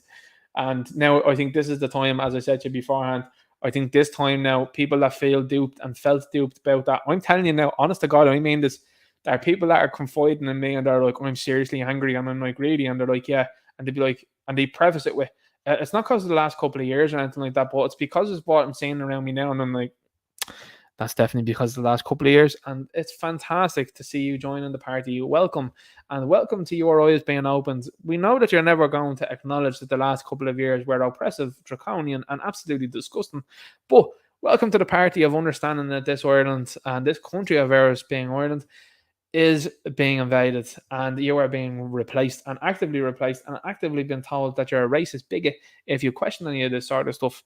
And if you point out there's a problem, now you've got the people in uniform doing this. This is absolutely brilliant. But this is what you're seeing, and what you've seen over the last couple of weeks, I'm sure, if you're on social media, is multiple attacks. And when I say attacks, I use that term. I use that term because that's what they do. But you've seen multiple comments, I will say, towards the Gardaí. The Gardaí are actually facilitating and protecting the far right. What are the far right doing over there at that library? You don't want a book that's condoning and promoting. Oh, right. They don't want that being promoted towards children. And do you oppose that? Well, Greedo from Star Wars comes to mind there. If you're opposing what these people are doing. Or that's what these people are doing. They're going out there and saying people that are up to no good in their community are not welcome. You oppose that, do you? Okay. How come you don't welcome in Sea Grafton? How about that? You don't? You don't want to? You've not got the space? All right. What's the story there? That's the government's fault, is it? Yeah. Oh, right. And you're going to do different when you were in government, are you? Yeah. Well, Paul Murphy, who wants to be in government, doesn't know if his child is a boy or a girl. It's a great start. Owen O'Brien, who's a big representative there for Sinn Féin, doesn't know what a woman is. Mary Lou's brother now thinks he's a Doubtfire. It's an interesting time, isn't it, guys? So anyway, that's why I'm sure there's people in uniform that are looking at this and going, this doesn't seem right to me. Could you imagine these people, right? And this is the thing, this is the madness of this. There are multiple people outside within uniform that are told to surveil things online, absolutely 100%. And I would say that there's been more red pills for these people than ever before. I would say these people are sitting there going, so they caught me on the sniffles, but they're not catching me on this one because guess what? I have a functioning pair of eyes and a functioning pair of ears, and I can see and hear what's going on around me. I can see those job adverts. And they starting to get worried now. They starting to look at it and be like, and this is where it goes. And I'm telling you now, because there's plenty of people in uniform that are very intelligent. I'm sure that they're looking at it and going, right, they're introducing this hate speech stuff, and we like to take the mick out of people who are in the job. And if I call someone something, I can be reported for that, and then I'm sacked for that, and we can be put into jail or given a fine for that. Welcome to the team. Glad to have you. Welcome. You know, we never turn down people joining this side. That's the way it is, and that's the way it always is going to be. People will be like, well, I was caught with that. That's grand. We'll keep a close eye on you in the future. If you do anything or say anything untoward, then we'll be like, now remember when you were on that side. You know what I mean? But welcome to the team. Garda enrollment figures well short of targets at GRA. So the Garda are having a lot of problems at the moment in terms of them saying our numbers are low. People that are already there, like, this is bull. They're now being criticised from every angle, which I'm sure isn't great for them. And that's why, you know, it's great to see the type of response that's been given by people that have been turning up to these protests. Listen, and I'm one of the individuals that would wholeheartedly agree. Someone turning up in uniform and telling you you're wrong for what you're doing, which is protecting your area and protecting your family above all else. That's crossing the line for me. Uniform, you know, money, whatever comes into it.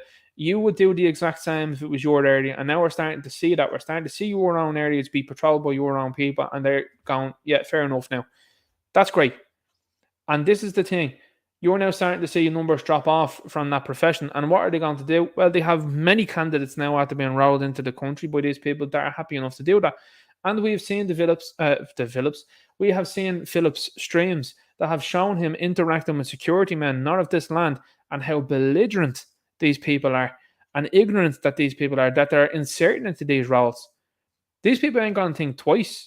And this is the difference, and this is what I'm saying to you about the likes of the Roman Empire. The Roman Empire left the barbarians in, left them run the place. I as a Romans too, lads. And then there was big problems then, because real recognizes real, and people recognize when something is inauthentic. That's why when you see all this wokeist nonsense there, like, for example, when you see a woman, Erica Cody, people be like, who? I know. You've forgotten about who she is already. Coming out spouting woke nonsense over the last couple of years, trying to cancel Versatile. Versatile just had to do on a worldwide tour there with Snoop Dogg. What a record. What a one to have go on. They're either going on there with one of the biggest rap artists in the world. Fair play to them. And this other individual then didn't get the push that she thought she was going to. Modeling for Dunn Stars. Great one. Oh, what a win. What a win for you. I'm on News Talk talking about, you know, how people like to touch my hair. People look and like to sense what is different. Everybody that's been here goes to a different country and there you go, that's a bit different. And they look at you and go, yeah, you're different. So when it comes to this here, GRA, numbers released by the Garda Representative Association showed that just 154 trainee Gardaí enrolled in the training college in Templemore this week. Well short. So there's big problems afoot, and the government, again, it's problem, reaction, solution. And the reaction and solution will be, guys, we have to actually make sure that these tests are a little bit easier. We're going to let in people as well that we wouldn't have let in beforehand, and Irish requirements gone. So we're going to inject more diversity into this profession. Best of luck to you. New EU customs reforms will hit shoppers purchasing goods under €150. The EU is a scam, lads, and we need to get out of this as soon as possible. This is an absolute joke. You're being pilfered by these people. Oh, you're buying something there under €150. We can take more money off you. That's called extortion. That's called theft. In most circles of the world, that is called theft and extortion. Usually when you pay for something, initially, if you pay for a goods and the shipping, you have paid for that. You have paid for that. And then they're coming along, going, sticking their fingers in, going, yeah, we'll take more off you there. You'll do what? You see, this is why now people start to look at certain families and certain crews, we should say, allegedly, respectively, and they go, you're no more a criminal than they are. Seriously. You know what I mean? Like, you look at this and you have to go, yeah, I'm on the level there when it comes to that. The reforms are also set to stop e-commerce giants like Amazon from charging customers hidden fees or unexpected paperwork when the parcel arrives. Now, that's a spoof. I'm going to tell you that's a spoof, because you have Amazon that charge you customs before they ship it to you. Now, my problem probably with these people, and these people's problem probably with that, is the customs is generally lower. Like, when you buy something off Amazon, and I think it's, if you buy something in around $100, I think it works out at about $17 or $15 for that there to be processed before it comes here. That's obviously bugging the life out of these people, because they're like, that's way too low. We should be hitting these people for €50 and €60. And where does that $15 and $16 go? Who knows? But I'll tell you what, it's certainly less than what you're paying if you decide to arrive from the door from the likes of the UK or China or anything like that, because these people are able to put their mitts on it and go, oh yeah, we're holding that now until you give us our money. In most circles of the world, that's extortion. Is it not? But the fact that they're like, oh, new EU reforms, criticise that. If you're any sort of media company, you should be criticising that, going, this is disgusting. Look what these people are trying to do. This is absolutely outrageous. People out there buying something for themselves, whether it be luxurious or something that they need, and these dorks are looking to scam you out of even more money. It's unbelievable stuff, isn't it? Now, this is a video that I'm going to be doing, so I'm going to just sort of swiftly go through this one. But look at this here, lads. This is totally off the Richter. This is off the rails now. And most of the time, as I keep saying to people as well too, you see the goofball soy boy. This is a very unusual picture here when it comes to these type of things. 3 of our 4 children are trans or non-binary. Okay, now time out there for a second. That's a very big number there in terms of 3 out of 4. And I'm sure you'll probably aim for the 4th one as well. But that now is solidifying a lot of people's... This is a comment, by the way, by these people, that is solidifying a lot of people's thoughts on nature versus nurture. And to me, nature versus nurture is a very important thing. And I'll be honest with you, a lot of people don't think that that's a thing. I firmly believe in it. Maybe you don't. That's fine. That's up to you. But I firmly believe in nature versus nurture, because I have spoken to people and they would say they were raised in a certain way, and that is what is the story with them. And of course as well too, you know, I would say I was raised in a certain way. You know, I was lucky to have parents, which I always do talk about, that were very supportive in everything I did and are still very supportive in everything I do, and are also, to a degree, obviously, you know, when you get to a certain age, your family are like, maybe you should stop buying collectibles, you know, on a general sense. But like, I've always had me dad and mum, you know, and the mum and slag now, obviously, but the dad more so would be like, well, if that's what you like, you know, and it's supportive of it.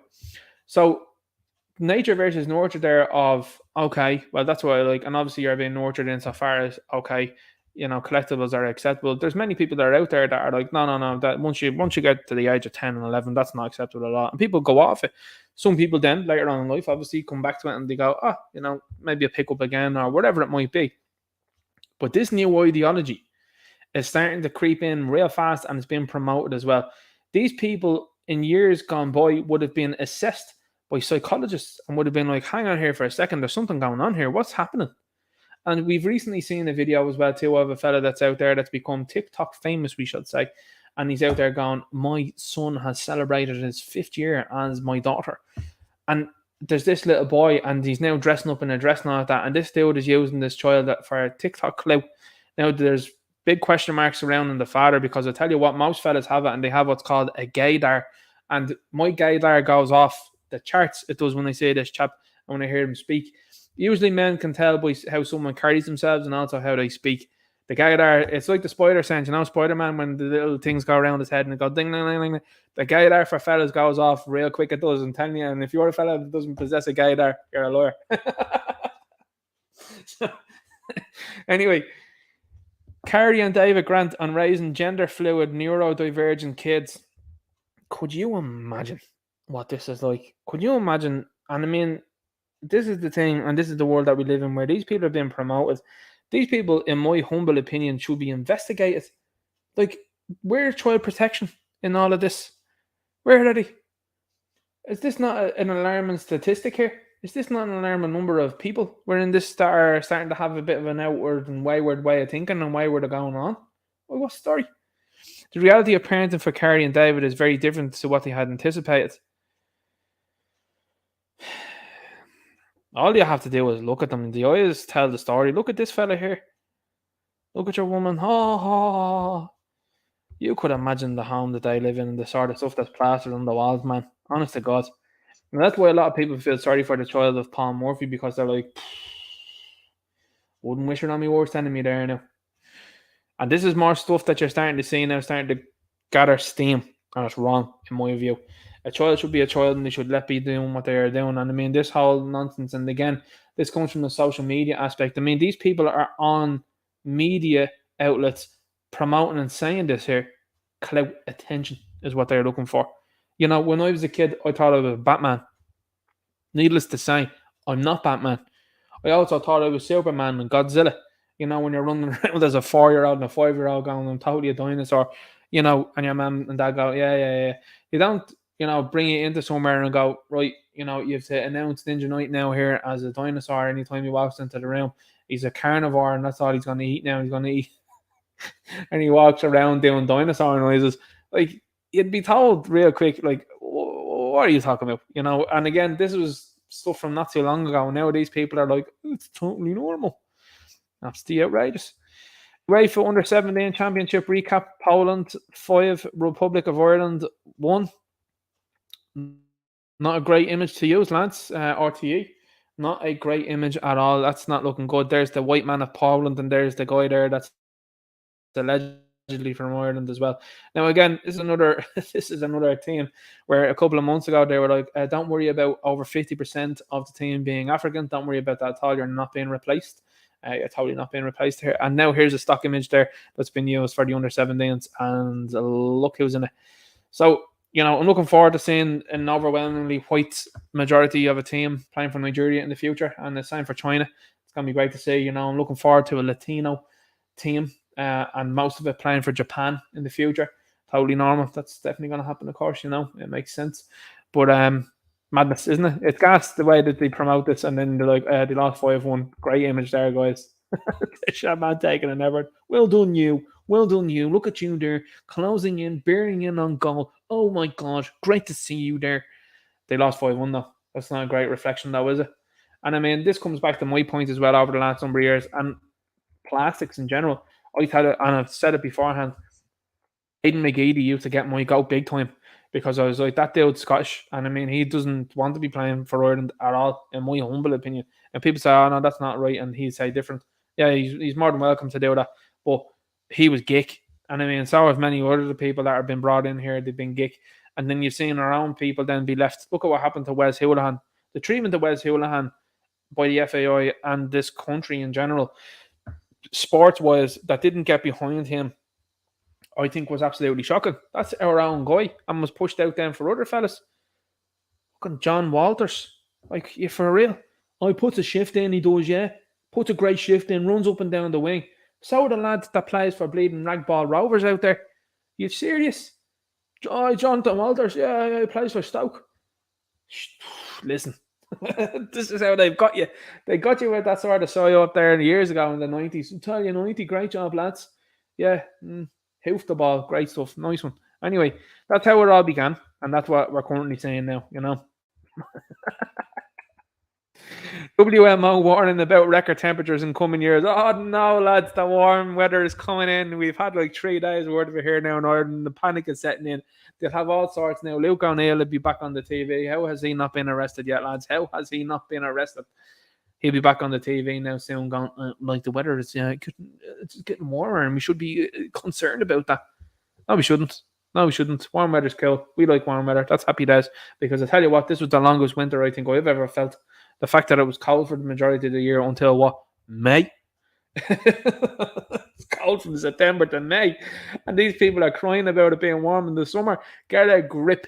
Get a grip of yourself and give it over. These people need to be laughed at. And this is the point in time where I'm saying to you, this is why it likes to the mainstream now, that this is where they're losing viewers and losing viewership to people, because most people feel like you and me when they're like, there isn't an informed debate going on and there's nobody on these panels laughing at these people. If you stuck me or anybody else that's here in the chat on a panel where people are going, we should totally be worried about the weather, how are we going to fix the weather, pay more taxes, I would laugh in their face. I'd be publicly going, look what he said.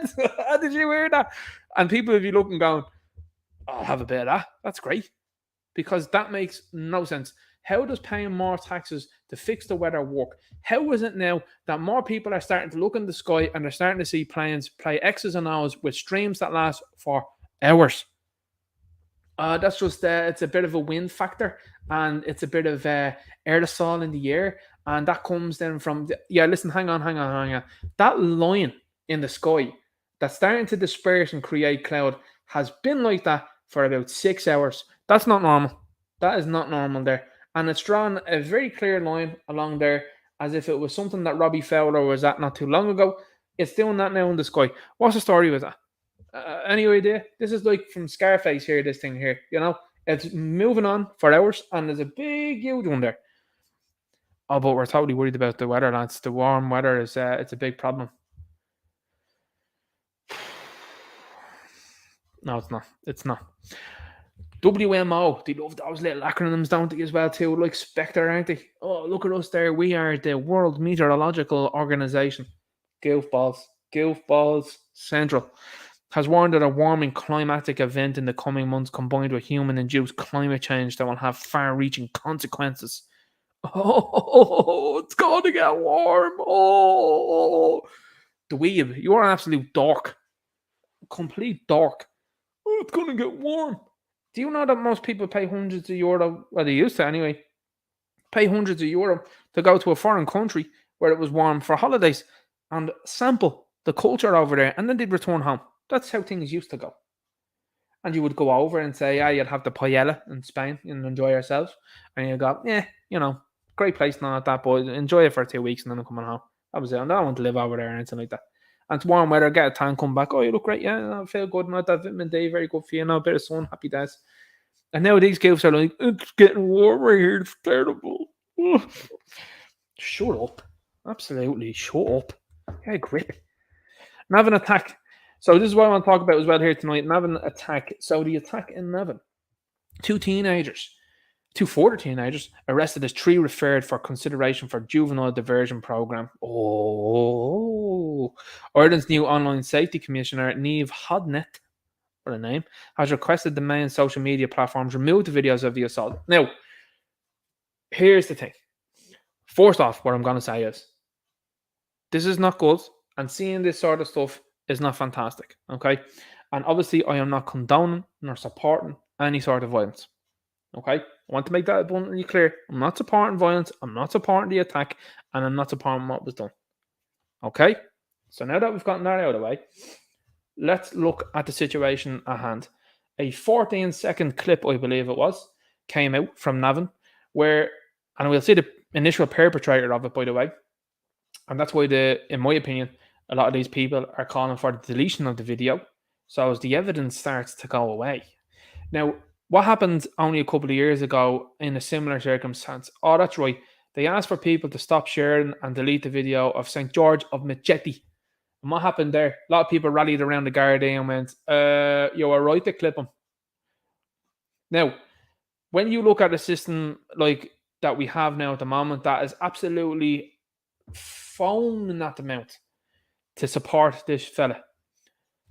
Just hear me out on this one. I know people that say, well, hang on, and I've seen it. I've seen people online as well too go straight to the, oh my God, that's terrible. These people should be locked up for what they did. They should never see the light of day.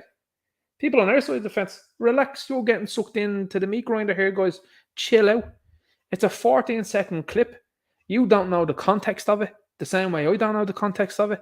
And like I said at the preface of this in the beginning, I don't support or condone what happened. But you have to understand the entire story. I have never known, and I'm going to tell you this now, and most people feel the same.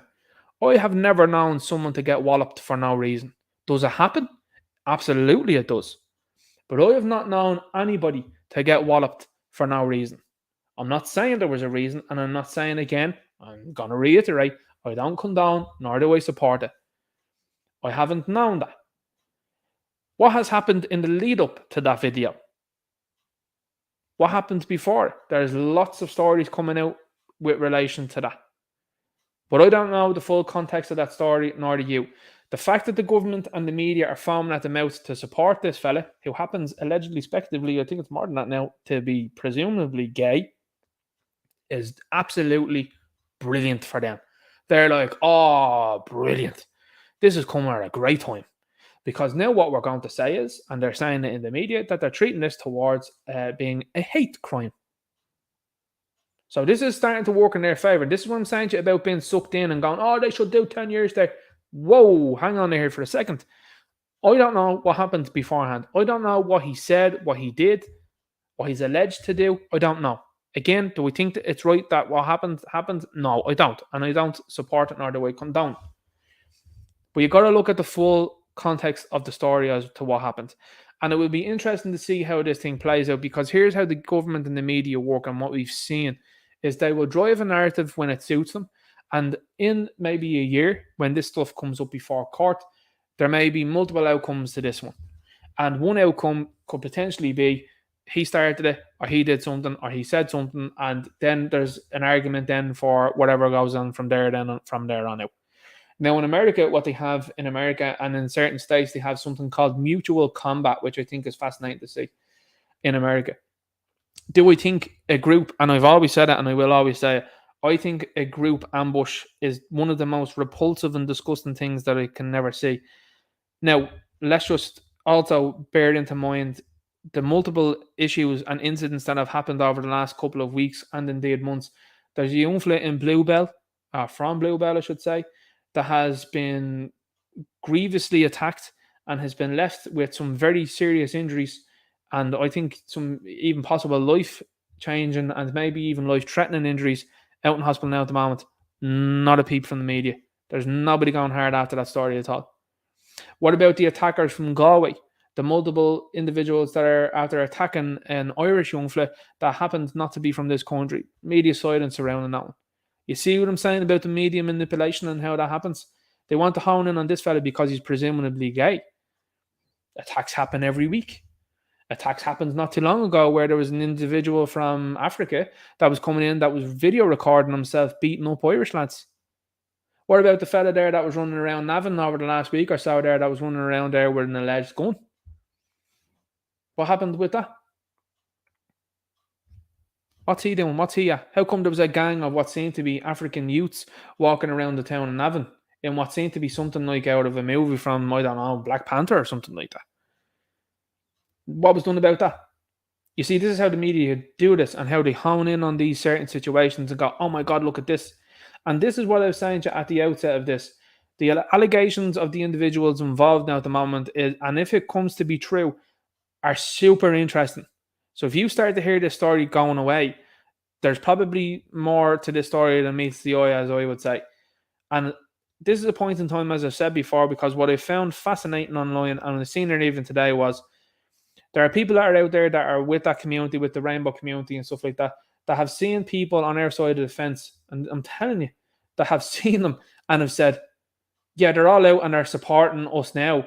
when we're beaten up. But like, these are the same people that look down on us, and they wouldn't have anything to do with us. So F those people. You're not going to cross the divide. You're not going to win any of these people, and these people are less than 4% of the population. Relax. Stop trying to put the hand across and help these people. These people had no interest in helping you the last few years. They've no interest in standing with you. And as a community, I'm not saying individuals, because there's individuals that are out there that are top of the pops that are on this side and they know what's going on and they don't associate with that community whatsoever. So just let you know that no matter what you do and say, they're still going to view you as a far-right nationalist nutjob or something like that, whatever they want to call you. They're not going to change. So this sort of idea of thinking you're going to cross the divide and win over a lot of the population, you're not going to do that. It's wrong. And I think it's probably the wrong outcome, because that's not what people are into, are looking for now at the moment. They really aren't. Is it good for you to say that that stuff as to what happened is wrong? For sure. And I agree with that. And I 100% would support. But this whole idea of like, oh my God, I can't believe this and what's going on? Again, like I said, it's going to start putting people off. Now, another thing I will say is this. Who are the top people that are online, particularly on the left, that are supporting this insofar as going, oh my God, I can't believe this, and this poor guy, what can we do? What can we do? From the government as well too, the same. Stop there now and let's think. Just bear with me here again. Real interested about a fella that's after getting a couple of slaps, because let's be real, it was a couple of slaps. Do I think the thing is right? No. Do I think the assault is right? No. And I don't support it and I don't condone it. But these are the same people in these positions that are all for doing what they are doing to children in the womb. That's hypocrisy, is it not? And a couple of snaps is way less of an issue than what's going on with what these people support when you're coming to the 8th. You know what I'm talking about?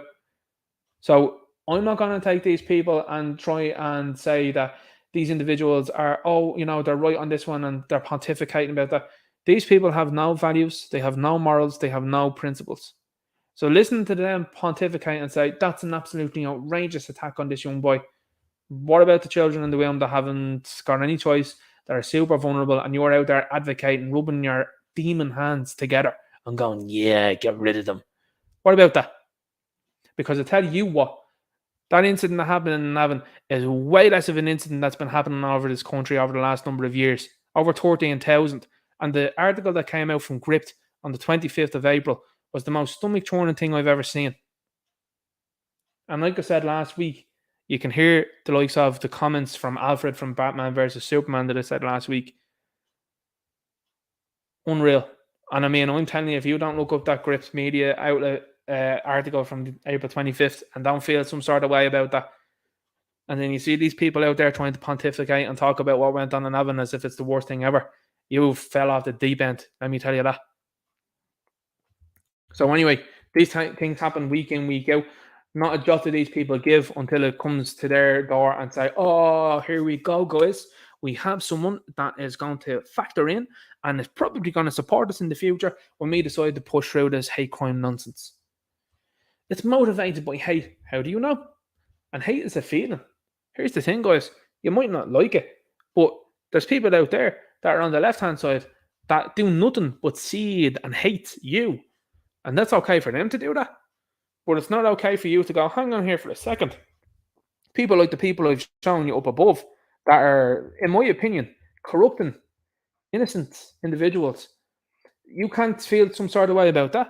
You can't feel some sort of way about people that are advocating for children not being given a chance. You think that that's okay for me not to feel that way? You've got something wrong with you there if you think that you're going to be policing my feelings and police how I think about things. No way.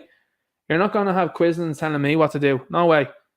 They will never hold my tongue, and they will never, ever hold the tongues of those that I hold near and dear and say to them that your opinion and your feelings on these matters don't matter. You're out of touch, and you're over and after crossing the line. Or likely to join NATO project to protect undersea cables. Here we go, lads. This is the beginning of it. And like I said beforehand, if anybody out there was interested in getting involved with these people, no, you're all right. We don't want anything to do with these people. Now, listen, if you have the likes of the cabinet, I would fully endorse the cabinet going and joining these people and going, yeah, you go on over there to under the sea, lads, or go over to the blue and yellow flag waving country and hang around there. Don't come back home. Just stay over there. if you feel so strongly about it, have it in your Twitter profiles, stay over there, and you're sending loads of money to them to the tune of millions. So you obviously love those countries more than you do this country. So yeah, stay over there, hang around there for much longer, and join the front line there as well too while they're at it. You think you're going to set up us being part of this and take away your neutrality and try and draft people? You got a second thing coming on that one. There ain't no way the likes of me or anyone that I hold near and they're going to be going towards any sort of other country and helping them out over there. You've got another thing coming that ain't happening. No chance. Ireland has little, if any, means of protecting undersea cables which carry internet traffic between US and Europe and pass through Irish waters off south and west coast. Yeah, that's great. What did we see there today from the Defence Forces? They were hoisting the old rainbow-coloured flag. Oh. Emergency accommodation for 500 asylum seekers, many living in tents and coming days. Homeless people that have been living in tents from Ireland for the last number of years. What's the story with them? No, just been forgotten about, are they? Weird, isn't it, how they can open hotels and sports stadiums and various accommodation places, like the hotels do, that are specifically owned by certain people, of course. Not housing them in Geordie's Inn or anything like that, Weird, that one, isn't it? And they're putting them out into working class areas. And what they're going to do is 500 more of them. Oh, yeah, we're going to take them out the streets, lickety split. How about sending them home? That's something that I saw a satirical soldier side the other day. It'd be a lot cheaper to stick them on a Boeing and send them on back to wherever they came from. Absolutely. I'd go one further than satirical, though. I'd give them a dinghy and I would watch them and say, off you go. Good luck to you there now. Paddle along there now and see where you get. Where are you going to go? Are you going to England or France? Good luck to you. Obviously, that's a joke. That's a joke that I'm saying. But no, I would deport them. I would absolutely 100% deport them. And that is how I would use the Gardaí. The Gardaí, I'm sure, would be more than happy to say that. What would you guys like to do in uniform? Would you like to go and take people that could be up to shenanigans in this country and take them out of this country and make sure that they go that way and not into this place? If no documentation, you don't know who they are, what they're up to. They're all wearing the best of clobber. Do you think that they should be entered into this place? Would you like to do that? Would you like to see them people off? Or would you like to go and stand opposite people there that are from your own country that are protecting the futures of Ireland and of kids and indeed perhaps even your family going forward? What do you think would be a better option? I know what I'd pick. Hotel firms were paid tens of millions of euro to accommodate refugees. It's absolutely sorry, satirical soldier. I thought you were sticking in a comment there the other right to me. He says you'd stick them on a dinghy, lols. Anyway, yeah, that's what I would do. I would absolutely. Now, obviously, I was saying as a joke, but no, it wouldn't be too bad of a. They come over on a dinghy, a lot of them. Well, I mean, not any of the recent ones are coming by plane. Imagine that they're rocking into Ireland. Ahmed, where did you come from? No passport. Who are you? Kalechi. Tell you what, Kalechi, you can walk on out the door. Although if you come home from America and you're walking on with your suitcase and you get this outlet that walks over, have you been to Orlando? Have you been to New York? Yeah. Let's open your bags there, and if you have any tags in any of your clothes or in your produce, you are subject there to customs. Are you not seeing Ahmed and the lads walking out the door there? Do you not think that that's a bigger problem there, seeing those fellas floating through here? Do you not think that that's a bigger issue? No? Oh, well, what's that about? You wanted to charge me more money? What about them? So anyway, I'd be way less more forgiving anyway than that. I would be like, dinghies out. Good luck to you, lads. See you now. Hotel firms were paid tens of millions of euro to accommodate refugees. That is staggering. Several companies were paid more than 10 million euro under state accommodation contracts, figures show. Who owns the hotels? That's the big question. The hotels being owned by these people is the big question. Who owns them? Who's profited from this? This is essentially the second plantation of Ireland, lads. You have seen something that has been absolutely out there in terms of Cromwell would be standing here in awe, lads. Honest to God. Now, I'm no fan of Cromwell. You can tell that boy for sure. That I'm no fan of Cromwell. But he would be standing here just applauding this, going, my God, you've actually replaced them. And you've not only replaced them, but you've replaced them with people that have no sense in the same morals or values or internet or principles that these people hold. They don't want to get involved with the culture. They're on TikTok making videos of saying we've got a better culture and better history and traditions. They're pointing to their own country of origins, not Ireland. Well, lads. Oh, my God. So that's where you're at. And you've got hotels now being tens of millions of euro. And when they say tens of millions of euro, by the way, when the media tell you that, that's a lowball estimate, by the way. So it's more than tens. This is outrageous stuff. But again, when you're paying certain taxes, for example, and they're, oh, you need to pay the road tax there, guys. You pay it like in 6 different ways, don't you? And then you see potholes that are about 4 foot tall. They're taller than most of the people that are running around Cabinet. And you're looking at it going, why are the roads not fixed? And then I know I often do, and I'm the worst in the world for it.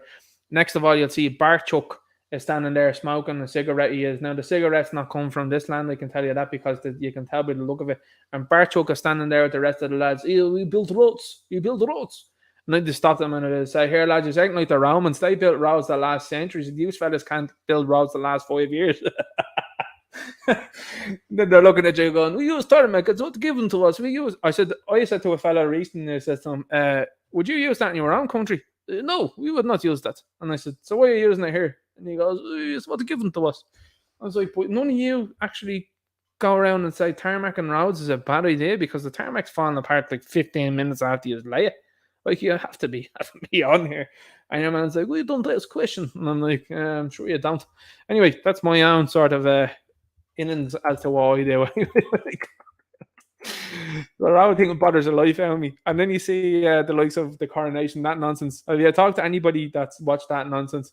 What did you do last week? I was sitting in the sitting room, and the family all gathered around, and we watched. And I'd say, were you watching the UFC, or were you watching something else, like a Premiership game or something like that? Maybe an Italian game?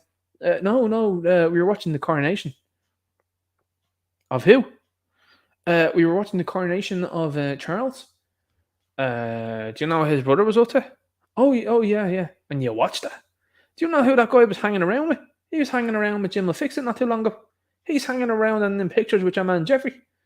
And you think that's... Oh, well, it's different. Lads, 100 years ago, like, you remember any of that at all? No, you don't. You don't take that into account. Oh, but it's an event, like, it's a once in a lifetime. Probably not. Like, Charles not going to get that long, is he? Like, he waited all. The Yowan definitely didn't want to give up the power, for sure. Anyway, she held on. Charles with gritted teeth there now, going, oh, I thought I'd get more out of that. So, and that's what you spent doing your weekend. But I tell you what, it's not what I was doing. I was doing my own thing. Anyway, you should be in at the likes of town. That's what you should be doing, standing around at the likes of the Customs House at 2 p.m. on a Saturday. That's what you should be doing, especially when people are standing up for free speech, instead of hanging around looking at some absolute goof get an absolute goofy hat put onto him by other goofs that are standing there looking at him as a media circus. Oh my God, look at this guy. Nobody cares. The people of England even are like, not into this anymore. So anyway, we'll jump into this here. This is the image of the initial attacker of the individual from Evan. Quick swig there, lads. So obviously, as I said to you, I can't show you the video because this platform doesn't let you show any of those. And here's the thing, guys. This is the initial guy that started off. Now, this, to me, is part and parcel as to why the video has been asked to be deleted. Because this creates a problem for the government. Because when people go, look who kicked it off. Now, as all people will say, the first person that throws an issue towards someone else, because you had to talk around these things on these platforms, that puts an issue towards someone else is the instigator of it, and to me would be the most liable for it, because then goes after them then as well also. Now, there's other speculative comments that have been made by some of the others that are involved in that, and that's, to me, like the St. George and Machete. That's why they want this video not in circulation anymore. So the media narrative can be, oh my God, guys, homophobic attack in nothing, shocking stuff. And then people point this out and go, look at the mug on the fella that started it. A valid point, is it not? Is it not a valid point? So anyway, that's coming down the line, and that'll be an interesting one to watch as well too. Looking forward to the media on that one when they start posting the lads standing outside the courthouse. These guys going in. Very interesting to see. Kate Moonster, here comes from Wolfhound Hugh Cullen, says, or Hugh Cullen, excuse me, isn't just a regular old Dublin woman who decided to show up that she is being portrayed as. She's a People Before Profit member. That's why she turned out to counter protest. Ba-boom. This is the thing with the internet, lads. When people are standing there and they're being asked their thoughts on certain things, oh my God, I just seen what went on down here in Pierce Street. I'm not from here. I'm actually from, Dean's Grange.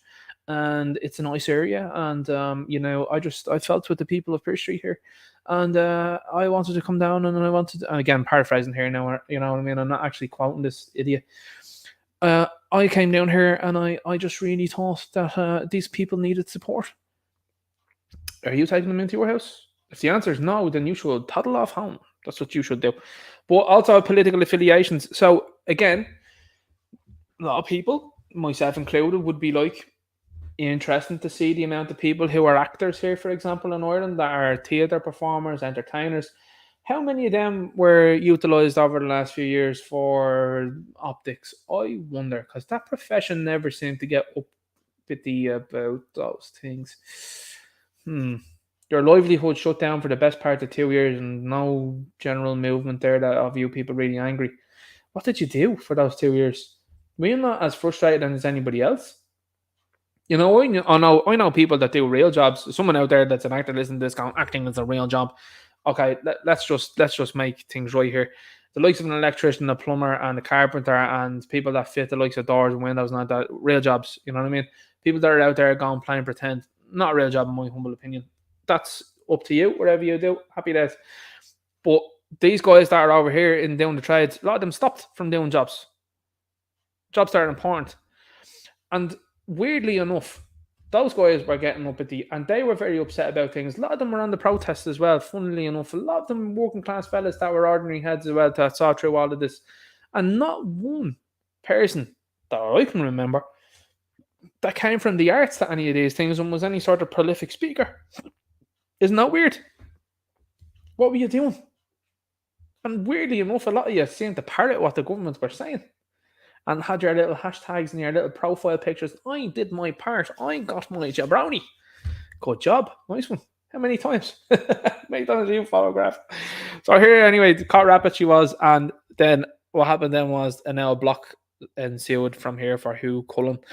So that was another good one there now. So fair play to them. And these people now, people are starting to pick out. It's like the Ruth Coppinger one as well too, where that guy, I did the video on it not too long ago, I remember, where your man was at the protest and he was like, the NGO fest now I should say. And he was like, I've forms here for anyone to sign if anyone wants to take and house a refugee. And Ruth Coppinger is looking at him and then just like slinks out of the picture frame. And I was like, boom, caught her. It's great. It's great. Absolutely brilliant. Now, lads, Satirical Soldier is definitely going to hit me up now instantly. I screenshot this the other day and I thought it was the most hilarious thing I've ever seen, right? Because here's the Gardaí here. Fair play to his lads. He's starting wearing a mask now. It's a bit too warm. This fella now seems to be in between. He's like, wear the neck warmer out there. Is that standard issue? Is that Garda regulation? Is it there? And if it is, you're actually supposed to be wearing one with a bit of a signal on it. You're supposed to be wearing it with a badge on it, you know? But no, a lot of these people wearing neck gaiters, and you see some of these guys here with the baseball caps here. Then below there, these are the heavies. These guys, you know, these are the real heavies. These guys, and then you see the plethora of people, and you know, I don't like to cast opinions about people that I don't know, but this guy looks like iDubbbz, and look what's happened to iDubbbz recently. It's all similar characters. You've got people in masks. You've got this fella now that has it over his eyes.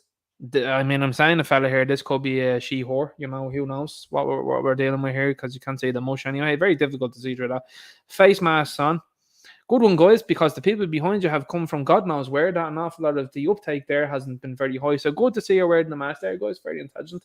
It's always a quick way for me to decipher who's worth conversing with and who's not worth conversing with, because I wouldn't have anything to do with anyone that's wearing these type of things. No problemo. Let's have a look here. We've got the usual sort of bearded eggs as well too that you'd see along here. The soy boys, the Will Wheatons with the beards as well too. You've got some of the women that are along here. You've got an individual that wouldn't be too far out of place of Owl Hobbiton there from The Hobbit. You know, he's about 3 foot nothing there. That's something else there. None of the women that are amongst the crowd as well too. None of them above a 2, as you can see. And then you see this. This is what my eye was drawn to. You see the goose as well too. This fella's not even wearing the mask properly. It's not over his nose. Shocking stuff there now, that is. And then you see this here. It's like when Eric Cartman did that specific episode on South Park, you know, the one where he's like, this is like Johnny Knoxville in The Ringer. Have you ever seen that one? My name is Jeffy. Oh, lads, I screenshot this so fast I did, and I zoomed in. I was like, let's have a look at that there.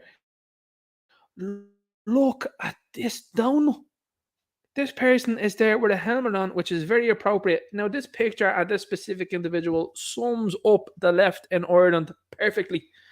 I'm glad that you're wearing a helmet, because the people that are behind you, and now since they were swinging poles at the Irish people there only a couple of days ago, yeah, it's probably a safe thing to do to wear a helmet. Fair play to you. But look at the face mask on this one, and look at the eyes, just like The Walking Dead here. Probably 8 jabronis in there. I'm up all to date with all the companies I am. Oh my God. This is the type of person that's behind the profile calling you a racist and a fascist and a person that's a bigotophobe and all this. These are the type of people, I'm telling you. Every single time, people there with teeth like Rice Krispies out there telling to you, oh, you're a racist, yeah. Like, okay, right, all right, that's what you think, is it? Well, that's weird how I have friends from different countries and stuff like that, and I have friends that are definitely not looking like me.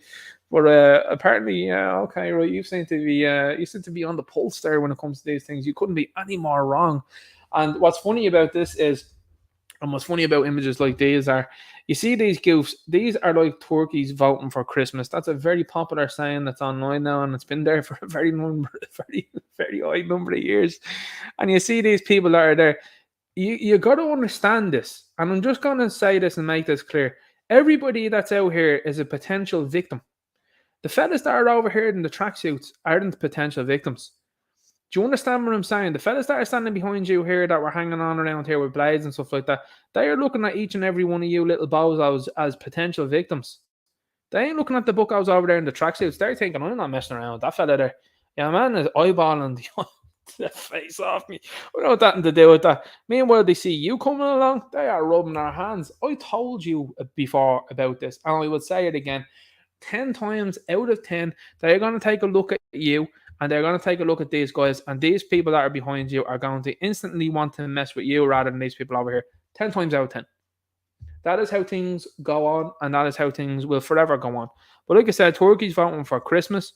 A number of them, they're turning up to oppose people because, oh my God, the people that are standing on this side, they're such full of decency. I don't think you know what the word decency means. I mean, these are people that are clearly still brainwashed by what went on for the last couple of years, that were behaving absolutely, and I would say, discriminatory towards people like you and me who were like, nah, take a pass on wearing the mask. I'm not interested in that. I'm not interested in taking jabronis to access places. I'm not into that there. Oh my God, can't believe you're not doing that. You're putting us all at risk. What about the fellas that are behind you there that are allegedly up to criminal activity where they came from and have entered this country illegally? What would be considered illegally in most Western countries and places that upheld the law, and you're saying that you want to side with them. Good luck. And that's why when you see images and videos like the ones from Navan, I think this is a point in time where I don't think you need to even, well, look, I say what I say in the streams, obviously, but I think it's coming to a point in time where you can probably sit back now and just let this unfold and sort of like look at it and go, well, these people are going to learn the hard way. Sometimes that needs to happen. You see it all through your life where people go, oh, shouldn't have done that. And it's like, told you. It's back the wrong horse there on that one. Yeah, I know he did. And a lot of other people keep backing wrong horses, but they still do it. Gluttons for punishment, as they would say. So my feeling about this is this. A lot of these people don't come from the area. As you can see, a lot of them don't live in the area. These are people that are rent-a-mob. These are people that are in there for the day. Shameful that they're even attempting to wave the tricolour. I mean, they don't stand for anything to do with the tricolour at all, in my humble opinion. And there's where you have the uniforms there. The uniforms are standing in front of and guarding these people. These are the type of things that people on our side of the fence should be putting up and saying online, going, how come you guys are protecting these guys here? I mean, these people incapable of actually functionally and rationally thinking. It's totally not there. Oh, guys, we know best we do. Do you really? Do you really? It's 3 years on now and you're still not skeptical of this. You're still not questioning that. You think you know the answers. You think you know best. I disagree. I humbly disagree. And I think you're a stupid people. And so does the Satirical Soldier. The Satirical Soldier says it more efficiently than I do. Like, he really tells you what he thinks of you. So anyway, we'll keep moving on. Niall Boylan put this out here. And Niall Boylan comes out with some good stuff as well. But again, another one that's fallen victim to the mob mentality of, oh my God, what happened in Navan? It's like, wait. Again, not condoning, not supporting. But the way this is going to play out is going to be interesting because, again, if the government decide to step away from it and the media step away from it real quick, there's a story in there. If they continue with it, it's like, well, they're keeping on to push this stuff because they want to chalk it down as a hate crime. Have the Irish people become blind to what is going on around them? Cost of living crisis, creating poverty, and the divide between rich and poor growing. Homeless crisis, making it impossible to own your own home. 3 government parties in an opposition who are all agreeing with each other. That's a very valid point there. That's the point that I agree with most. And I think that's starting to shift the Overton window, by the way. 20,000 views there. 381 likes. Not a wonderful amount of likes on that. And something that I will say about Twitter recently, I've started to see the likes starting to get a bit weird again on certain posts, you know. Certain other ones are starting to get pushed on it. And I'm like, that's odd. And they still have 2 or 3 likes. And then ones like these, not getting pushed a ton and not getting a lot of likes. I actually seen one of my posts getting decreased on likes. Insofar as I think I had something like, at the time, 34 likes on it, and I started to see it in real time decrease to 31. And I'm like, there's no way that 3 people just all of a sudden decided to go unlike. Doesn't happen. So there's still some shenanigans going on there, I would say. It still needs to be ironed out, but the bottom line is 20,000 people seeing this, and that's a good thing. But this is a point that I agree with most, and I think that more and more people are starting to say that, and the Overton window is shifting to that sort of talking point where going, hang on here now, Sinn Féin actually don't stand for the people here, and they're actually talking nonsense. So I don't think people are in for that. And new laws that will restrict you speaking out and objecting in any robust manner. Now, that's where I come to a bit of a problem with that as well, which are people that are willing to kind of abide by that, which is, I think, nonsensical. You look at the Enoch Burke situation, and you're like, that's still rumbling on. They're like, the DPP has decided not to prosecute him, and they're not charging him for trespassing. Well, that's interesting. That is a very interesting thing to do, because would you not have him banged to rights on that one? Well, obviously not. You're increasing fines there over 70,000. So I'd say that the move at the moment is to try and take that in assets from him. And the school have said it beforehand that they want to go after his assets. There's way more to that story than meets the eye. And I also think as well, too, the stuff that's happening with, I don't know if you say Amy or Amy Burke, stuff that's happening with her and the complaints that she's making are very valid. I mean, they're really taking on the judicial system, and the fact that you have the media out there being like, oh, it's a futile effort that they're taking. No, it's not. It's actually uncovering an awful lot and waking more and more people up, because they see the nonsense that's going on over there, and then they see the other stuff that's going on, like people being left into this country hand over fist, and they're like, it doesn't seem to add up there at all. I agree. But listen, they can't put everyone in prison. That's why they prefaced it by saying fines. Fines is what they're mad for. They're mad for money. Mad for taking money off people in any way. Oh, you don't agree with us? You have to pay it like it's a swear jar. No, don't pay, is what I'd say. Allegedly, speculatively. George Orwell's Ireland may soon no longer be something that seems like an exaggeration. So, good point there. For the children, this is great here. It's the truth. Them riding out there as well, too, against the York Army. Drag queen story hour, pronoun nonsense, Doubtfire teachers, family-friendly drag shows in the Yorks. That's our boy. That's our boy, Aragorn. And then you have Legolas and Theoden. Love it. Great to see. Lord of the Rings stuff always gets me. I absolutely love Lord of the Rings. We've got this here as well. On Saturday, the Pope met with the certain president of the blue and yellow flag waving country, dressed as casually as he usually does, was presented with this peculiar gift of the Theotokos icon with the Godchild removed. It was supposed to symbolize the loss of blue and yellow flag waving children in the conflict, but to the head of the Roman Catholic Church, the loss of child means the loss of the Messiah, the loss of the reason to exist for the institute of the church itself. The paper, Il Fatto Quotidiano, quoted a prominent journalist, historian, and former senator, Raniero Lavalle, as saying, what did Raniero Lavalle saying? In his opinion, the picture in fact symbolizes erasing our Lord and Savior from the cross and the denial of his resurrection. In contrast, Pope Francis gave this boofer over here that's still running around the place, this fella that wouldn't be too out of place playing the character of Splinter for the Teenage Mutant Ninja Turtles, a bronze sculpture representing an olive branch, a symbol of peace. He also gifted them with several documents devoted to peace and fraternity. We here at Legio Christi firmly believe that that is no coincidence that the Messiah was removed from the icon, and we'll be addressing this in an upcoming article this Friday. Stay tuned. That's outrageous, lads. That's not doing the rounds on social media. That's doing the rounds over here. It's over here. They're letting you know what's going on and what these people are up to and what they are at. This is the head of the Roman Catholic Church, and as I said to you beforehand, this is an organization that is very sick, and it, like any organization around the world now, has completely gone the other way. This was hinted to you, I wouldn't even say hinted, but overtly said to you by Lisa Mel Gibson a decade ago, maybe even more. People said, oh, he's a nutcase. Well, he's been proved to be right. Vigano seems to be the only man amongst very few people there within the Vatican that seem to be anyway shaping up to be of use. This is absolutely scandalous. This is one of the worst things you will see. And again, when it comes to these things, you're seeing these people starting to kowtow, and you see this guy and the likes of him, they're the new religion. And again, what is this guy? You know what I mean? So absolutely scandalous stuff, I have to say. And we are starting to really get a bigger picture. 4 days ago, we put this up. Flotels being considered for homeless refugees. Float them off back to wherever they came from, is what I said.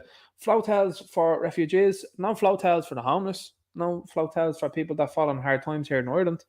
What about a lot of those fellas as well too? Because the legal system is designed that way now at this moment in time, that when a father, for example, is getting divorced and is initiated by his ex-wife or soon-to-be ex-wife, loses his possessions, loses half his money. How come nothing's been done for those guys? How come the rates, for example, for those guys is through the roof when it comes to certain deletions and stuff like that? How come that's through the roof there on that one?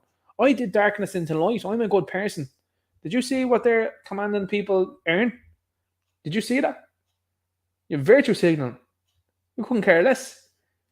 These people haven't got a clue. And then they're saying, oh, flotels for these people. No. What about the people that fall in hard times here, the real people? What about the fact that it's designed in a way that these people take as much money off you as possible, even though you've worked all your life for that? And here's the thing. You live in a society now that's supposedly equal, isn't it? No. How come fellas are still on the hook for that? That's just part of it. But also, you've got this here that's letting you know, hey, we don't really care about the Irish people. Again, this is just again and again and again, them repeatedly telling you they couldn't give a rat's about you. Miriam Lord's week. Who's the Joker sending Insta quips during the King's coronation? The Taoiseach's partner, Mark Barrett. Oh, that's been really quiet, hasn't it, recently, after Leo was caught in the nightclub with the young fella that didn't look like Matthew Barrett, wasn't it? It's weird, isn't it, that those two fellas are together, isn't it? Wasn't he at the centre of that whole leaking situation as well? That's weird, isn't it? Weird. Very strange, isn't it? Okay, so that's absolute nonsense. Antarctica, lads. Wild continent of snow, ice, and increasingly women. Antarctica's done, lads. It's out. Maya Dunphy, navigating the summer holidays with kids is a true test of parenting. This is a woman who is single, and she was dumped by Johnny Vegas. So great opinion piece there, from that one. Maya, nice one there. Maya A&E, nightmare. 4 days in a trolley among addicts, pools of urine, and overworked staff. Here's what she said. Okay, so that's your headline. As Donald Trump arrives at his hotel in Doonbeg, I'm being strapped into a stretcher in an ambulance outside my house, 18 kilometres farther up the West Clare coastline. And then proceeds to talk about Donald Trump, and they might think it's him being brought to the hospital. What a strange person you are. What a strange article.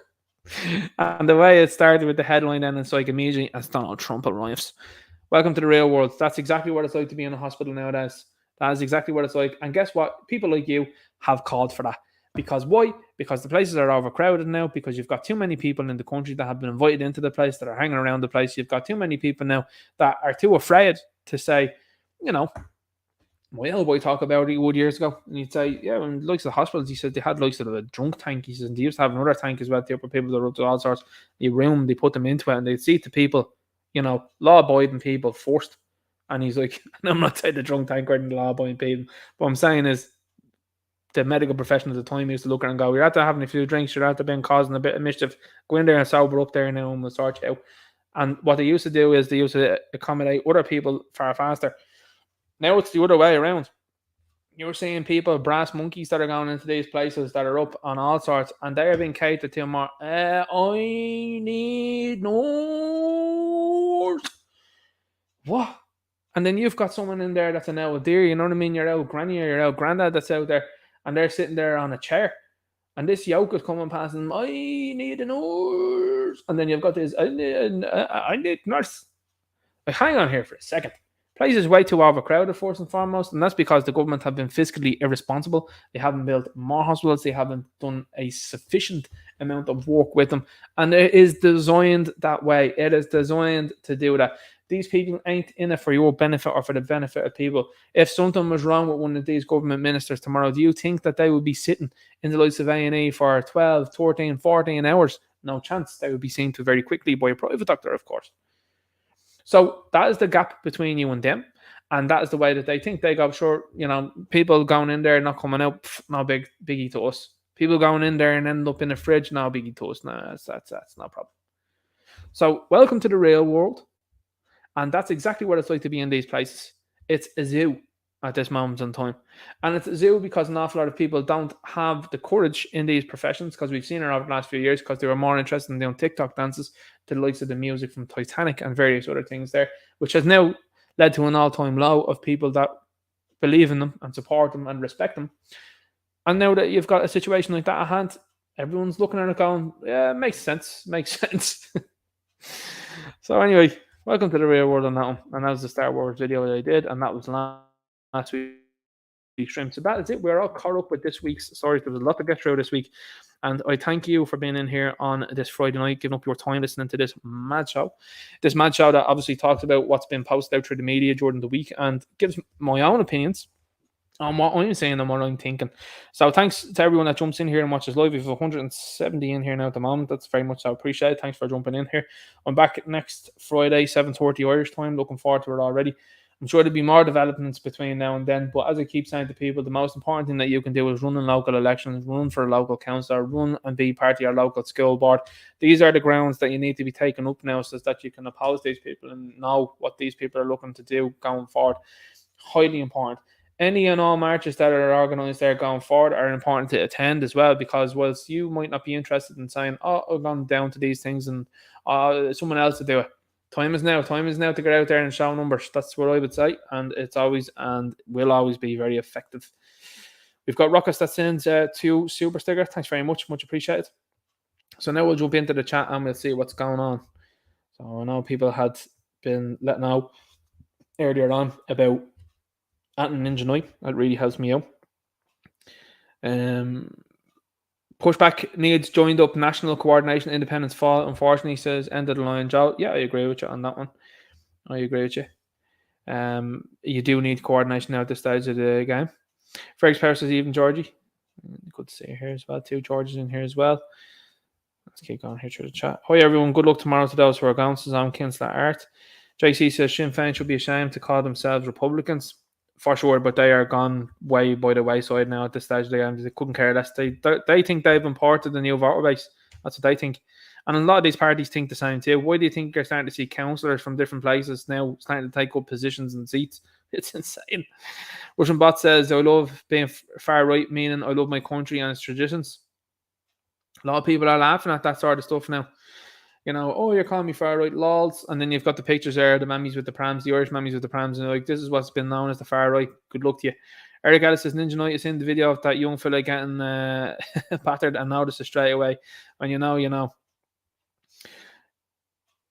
End of the line, Joseph's grip remain professional when pressing the politicians. Yeah, I wouldn't be that professional. I'd be like, listen, you. Listen, you are up for voting against my rights. And I'm not having that anymore. CK Media Trends is delighted I managed to catch you live, Ninja. Thanks very much. Much appreciated. Great to see you in here. Owen says they're saying Mulligan barracks are going to be changed to an army barracks. That's an interesting one there. Elena says Ninja Night Dunleary one to watch.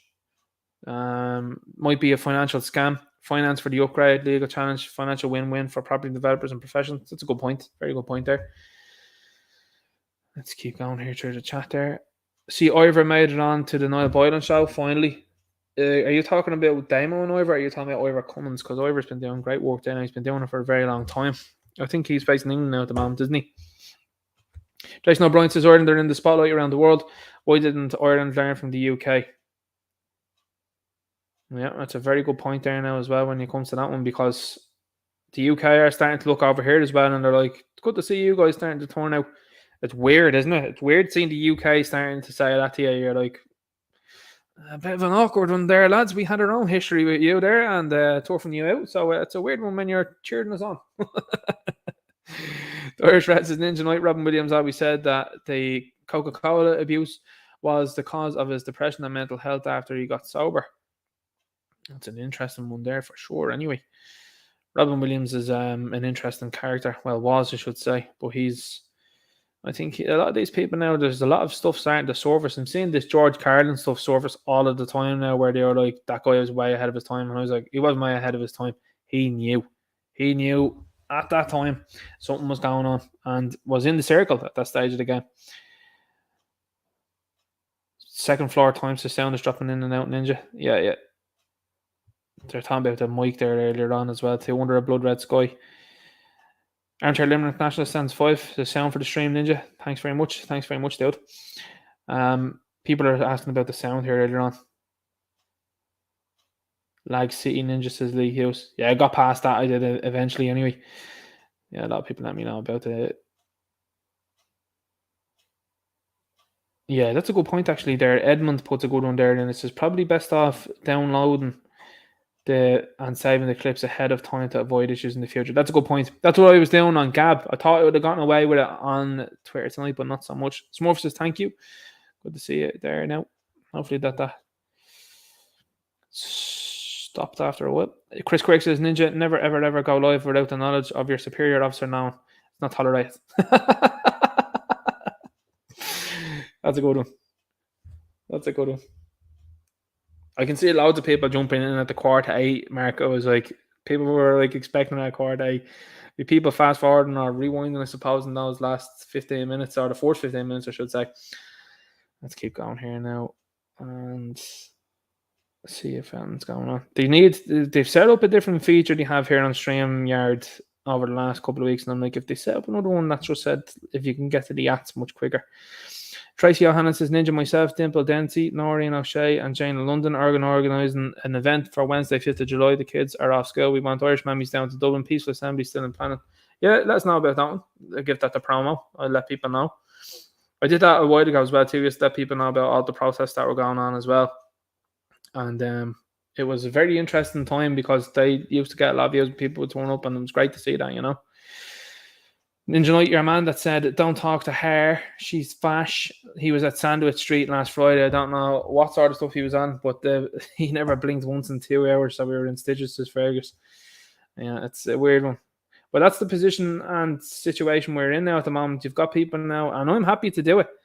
I'm happy to be on the other side and be like, well, I'm not even interested in being friends with you people at all. I don't want any on my side, you know. Sean Mack says, Matt McGrath on local radio talking about the unusual recent amount of suddenlies in Ireland, that there needs to be an open debate and discussion about the jabronis. Fair play to him for mentioning it. Exactly, but you need to be mentioning those things in the doll. Those things need to be brought up there, and it needs to be public knowledge. And I reckon that's where that needs to go. Like, what was it there recently? I think some people were commenting on AIM too, and they were talking about the jabronis, and someone was like, oh, do you think Patter should bring that up in the doll? And I went, yeah, obviously, I do think so. Put it on record there and make these people scream. Talking about it somewhere else, it's great, but you need to be in there and that be recorded, because that puts them on the hook then. You know? That's the way I'd feel about it. So let's keep going here now, try to chat and see what's going on. Still have to get around to watching Succession. I heard good things now as well. A lot of people in the chat last week were like, yeah, it's good. The stream looks like it went well anyway from after the 8 o'clock mark. So fair play to Derek McManus for hitting me up and letting me know that the sound had gone a bit off the rails. Just having a look at that there. Yeah, everything seems to be good. Derek Man saying like, share, subscribe as well in the chat. Thanks very much. Much appreciated, man. Let's see what else is going on here. Derek Man says the Garda were shambles on Mount Street last Saturday. One dude was wearing his cap like a farmer cutting corn, and one female was wearing trainers, not boots. Yikes. The standards in them have definitely dropped for sure. Imagine now where the lads are coming in there. You know, they're like, you don't want to be sitting with the females. Imagine the lads when Ahmed comes in. But that's what's going to change it. I'm telling you, like, it's going to be only when it affects them, when they're like, oh, yeah, this is a bit outrageous. I'm just amazed that no one has come out collectively together like a group and are like, listen, the last few years of the Sniffles lads was banging out of order. You're absolutely 100% on the money about that. Super Gamer says hi. Good to see you in here, I suppose. Once you're sound. If you're not sound, you're not welcome.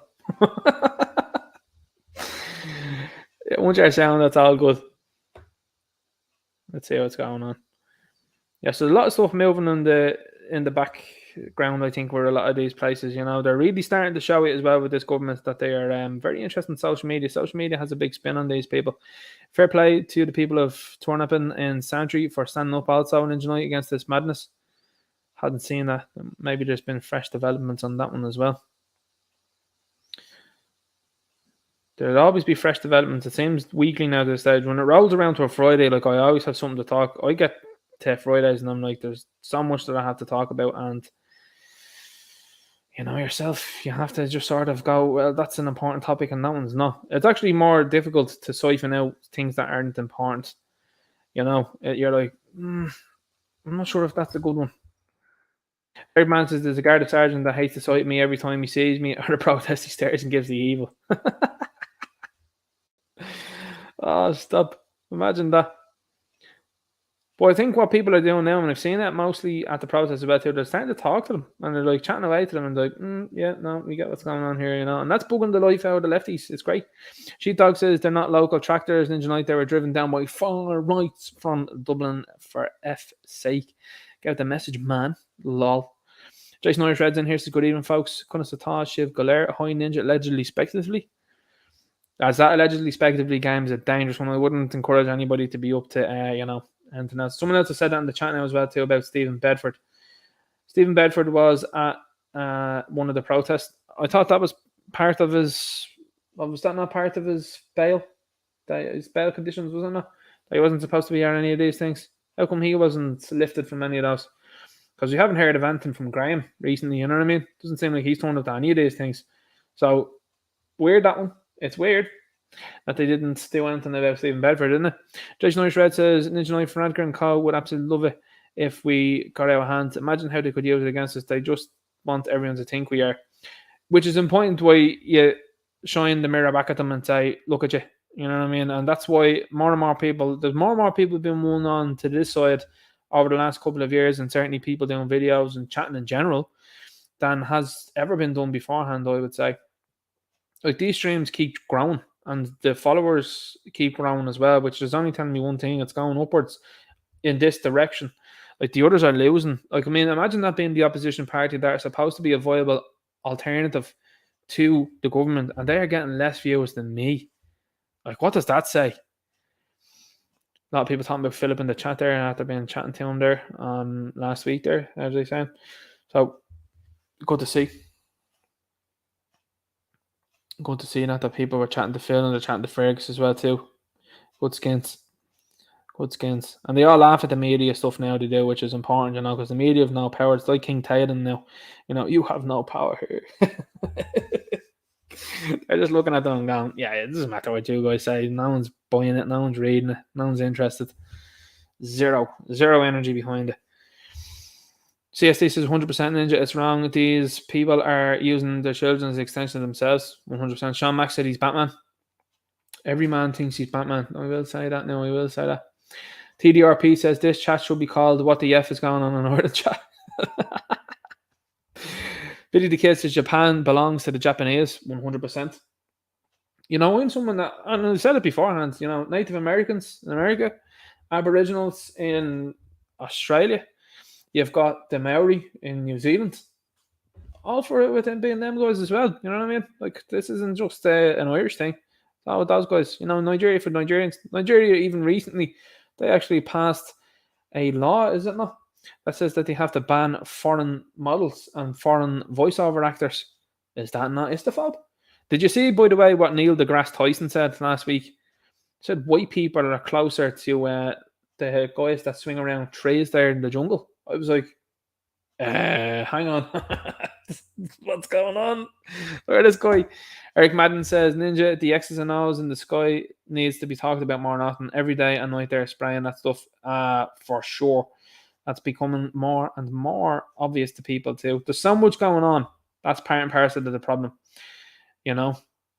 Shane Lynham says 2 of Cary Grant's kids are autistic.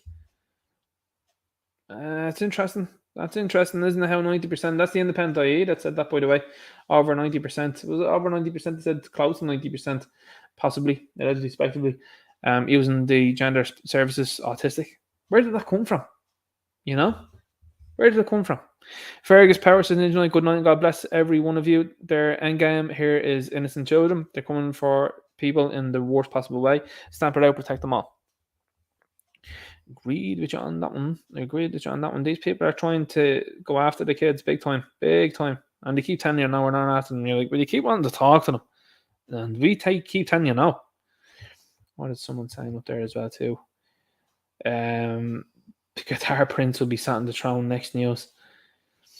Johnny says, I heard the young fella burnt a Bible and a Quran on Snapchat. I've not seen the video. Also, he and his mates are going around the school pushing their way around and they ran into the wrong crowd. There is 100%, I would say, more to that story than meets the eye. For sure. You know, it is for sure more of a story there going on. Now, again, that's allegedly, speculatively, and that's at this moment in time pure and utter speculation. So I don't know whether that's real or not. But certainly, I think that there is something going on with that story, and that anytime you see the media pushing it the way they do and how quick they are, I'm like, that's weird. You should always be looking at that certain stuff with the way the media go in on that, and the fact that they're looking to push the hate crime stuff, that's too much of a coincidence to not be a coincidence, you know? Now, I'm not saying, some people say, well, do you think it was a setup? No, it wasn't a setup. I don't think so. I don't think these people are doing that. But what I'm saying is it's coming at a convenient time for them to go, oh, look. That's why we need it. That's why we need that in there. And you go, no. You're just talking nonsense there. And again, what went on beforehand? I don't know. Gillian House in Ninja Night, what I want to know is why have they banned homework in primary schools and given free school books that never come home? Or are they hiding the curriculum? Good point. Gum. Sorry, that's because I'm at the saying Letitia Logan there says seemingly teeth are blown out. Good point there, Gillian. Yeah, anything that's not going home, and the reason why that stuff obviously isn't been sent home is obviously if parents catch on to that quicker or see it, that's definitely going to have a bigger problem with people in the future. See, it's different when a kid comes home, I suppose. You know, when I was a kid, I used to go home to my mum and dad, and sometimes they'd say things, they'd be like, what are you talking about? And then sometimes they'd say it and they go, oh, no. And other things they go, shit, spoofing. But like that, if people are all together on that one, I think that that's important. No one's flower says, if that were my kid, I'd ask him what went on in school every day. Yep, for sure. Absolutely, for sure. That's exactly what I would do. Gillian House says, that's exactly what I see. He was so excited when he said they voted for it, gaslighting their children. Yeah. Frank Barron said that certain referendum was a scandal. I remember being mocked for voting no. The lies that were told and the marriage equality was another scandal too. For sure. And any time that the media and government are on one side, you should probably be on the other, is what I would say. That's a definite, I would say that I'm a decent judge of character. And usually when the government are pushing one thing, I'm like, more often than not, it's good to be on the opposite side and be like, no, that's probably not a good thing. And we've been proven right, I would say, 10 times out of 10, to not support what they're wanting. Paranormal Challenge says, well said, Ninja. Thanks very much. I appreciate that there.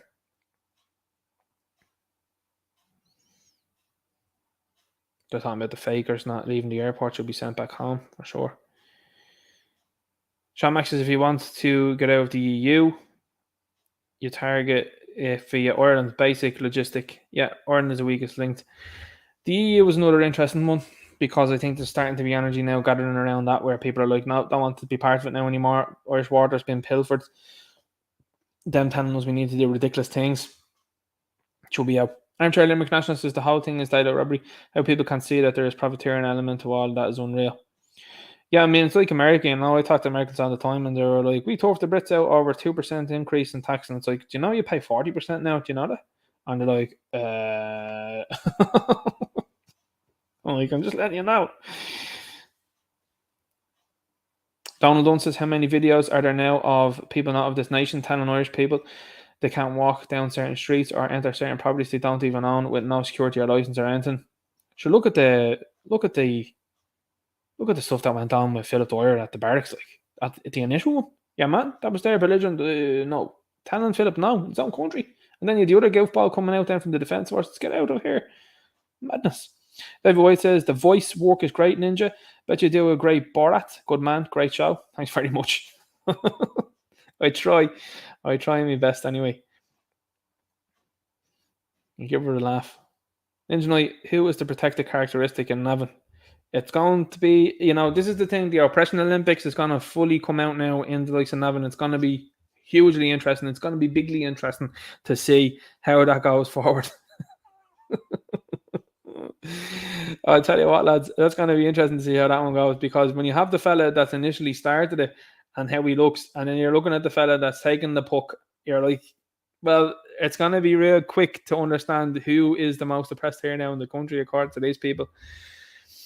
Jason Winter says, Ninja Knight, Derek Bloig's Irish friend was turned away from one of these money-grabbing hotels. I think the poor man has since no longer been with us. I think what's saying, that's absolutely horrific. That's horrific. It doesn't shock me. It really doesn't shock me to see Irish people being turned away from these places. And I mean, imagine the type of person that you would have to be to look at that and then turn that person away. And then you're looking at who's been rolled into the place and stand over that. Chris Craig says, Gick, take a drink. Gick, make the tea, says Chris Craig. Stop. Letitia Logan says, that's a bloody disgrace the way the Burke family are treated. Yeah, I fully agree with you on that one. It's absolutely unbelievable how they're being treated. It really is. But it's exposing it, I think, more so that people are looking at it and like, well, the more that's coming out about that, the more we agree with them. And that's not good for the big guys. The big guys. SGD says, sad that we didn't believe Mel Gibson when he first started to talk about this stuff. But see, there's part of that has got to do with the situation that the media had at the time, which was an unlimited amount of power and very little internet at the time. So they were able to point them out and say, oh, he's a head case. And people just went and parroted it and they went, oh, head case, yeah. And now they're starting to look and go, he definitely isn't. Eric Ellis says, Ninja Knight, did you notice that forced two fellas to hit the lad in the video aren't Irish? Allegedly speculating on that one, yeah. No, the others will tell you that everyone's Irish nowadays if you say that you're from Ireland. But yeah, that is another interesting one there. The initial fella there is going to be some interesting character when they decide to bring that up. Now, if I'm not being too presumptuous here on this one, I wouldn't be shocked if they view the others that engaged in when the opponent was down. I wouldn't be surprised if they treated them more harshly than the initial fella, because what the initial fella seemed to do, from a point of view of how it played out, the initial fella didn't do as much as the others did. So you could potentially see a man getting off the hook, or certainly getting a lesser slap on the wrists anyway for what he was up to. But imagine the pictures, when they got, these are the guys that were involved. Although I don't know, maybe are they still classed as minors? Maybe they might not have the pictures up or anything like that, or maybe not even the names when this goes to it. But if you were a minor, from what I understand, now this has gathered mainstream media attention and government attention. So these people want to make an example of these fellas, especially with this hate crime stuff being pushed through and saying that they have the need for it. They'll probably, what I foresee coming is, because they're young, a lot of the time you won't get into major, you won't once you're under the age of 18. You seem to have an awful lot of a free reign really here in this country from that point of view, because it's been highlighted like that in the past. Now, of course, like when it came to people, being deleted and stuff like that, it's not a big energy towards that. You remember the boy A and boy B case, you know what I mean? No big energy towards that one. But when it comes to a protected category here now, getting a few slaps, that's when they're all on for it now. So just notice the difference between that and the stuff with the boy A and boy B stuff, you know what I mean? I tell you what, you know, you just look back at that story and that poor girl. And certainly as well too, like, you know, you have to think about the parents for sure on that one, because the parents, you know, if I was that dad, you know, that's all I'll say. That's all I'll say. But when you see those type of things happen, and then you see the way this has been fervently pushed now, I think that you might see a bit of a shift and a bit of a change. And again, like I said, you know, what happens with people that are under the age of 18 here in Ireland is it's usually a slap on the wrist, but it can be used for the further narrative of, oh, we need hate crime stuff in here now because this looks like these people are targets. Like the young generation now, the younger generation are very based, and they're like, we're not putting up at any of this stuff here now at all anymore.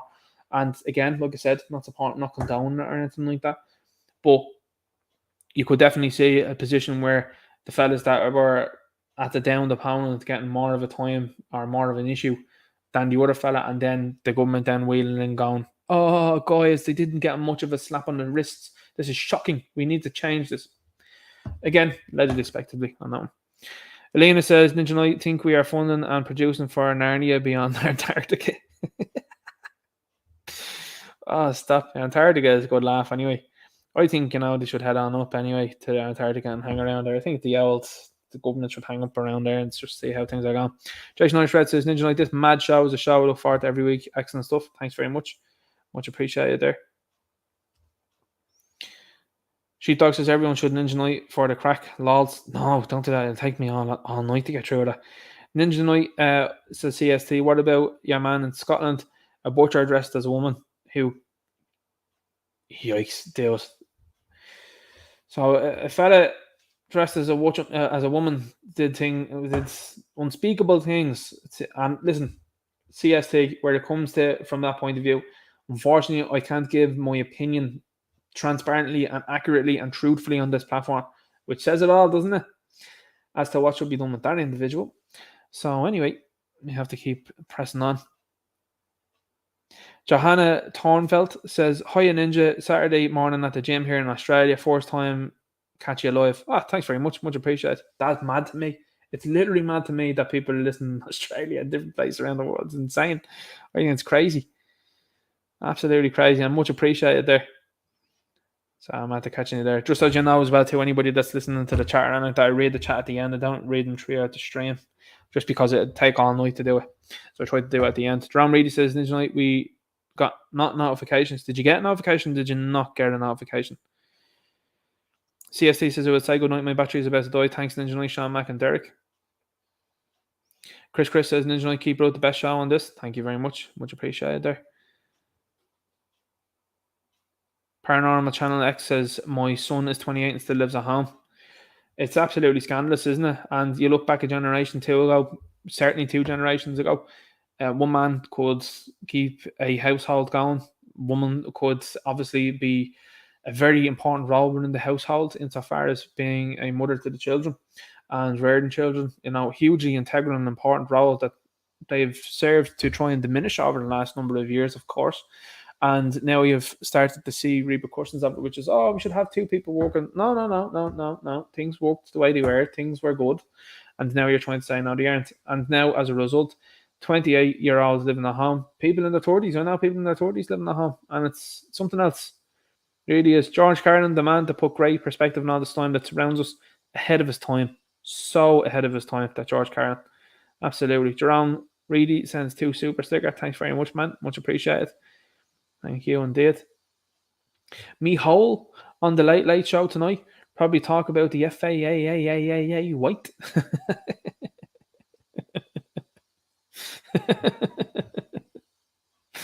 Oh, stop. Absolutely brilliant. Me Hole's gone. Anyway, he's out there. Paranormal Channel says, there's no chance at the moment the city is expensive here. Only I can cope at the moment, but everything is too expensive. He can stay until he does. Yeah, the city's too expensive. And I mean, a lot of people looking at rural situations at the moment, and I think that that's probably a much better idea, to be fair. Karen Bourne says, thanks so much, Ninja. Great show. I really appreciate what you're doing over there. Much appreciated. The Irish punt new member. Thanks very much. Good to see you here. Absolutely, 100% appreciate that. Paranormal Channel X says, raw journalism, that's the way to go. Share videos, spread the good word. I was just laughing there a minute ago. There was someone that came into the chat and was like, I don't like you. And I was like, I love it. I love that you come in here and you get all angry listening to me. Good. I hope I'm making you angry. I'm hoping that you are listening to this and you are getting enraged because you're the type of goofball that I'm talking about that I showed earlier on. And you just serve to prove me right yet again, every single time. I love it. I love it. That's brilliant. I love when people get set off in here. That's great. End of the line, Joel says, protected characteristics. 100% protected characteristics will mean anything. That's the terminology and language that these people like to use. Enjoy boy A and boy B. Okay. Yeah, Jerome, you're right on that one there. You can't name them.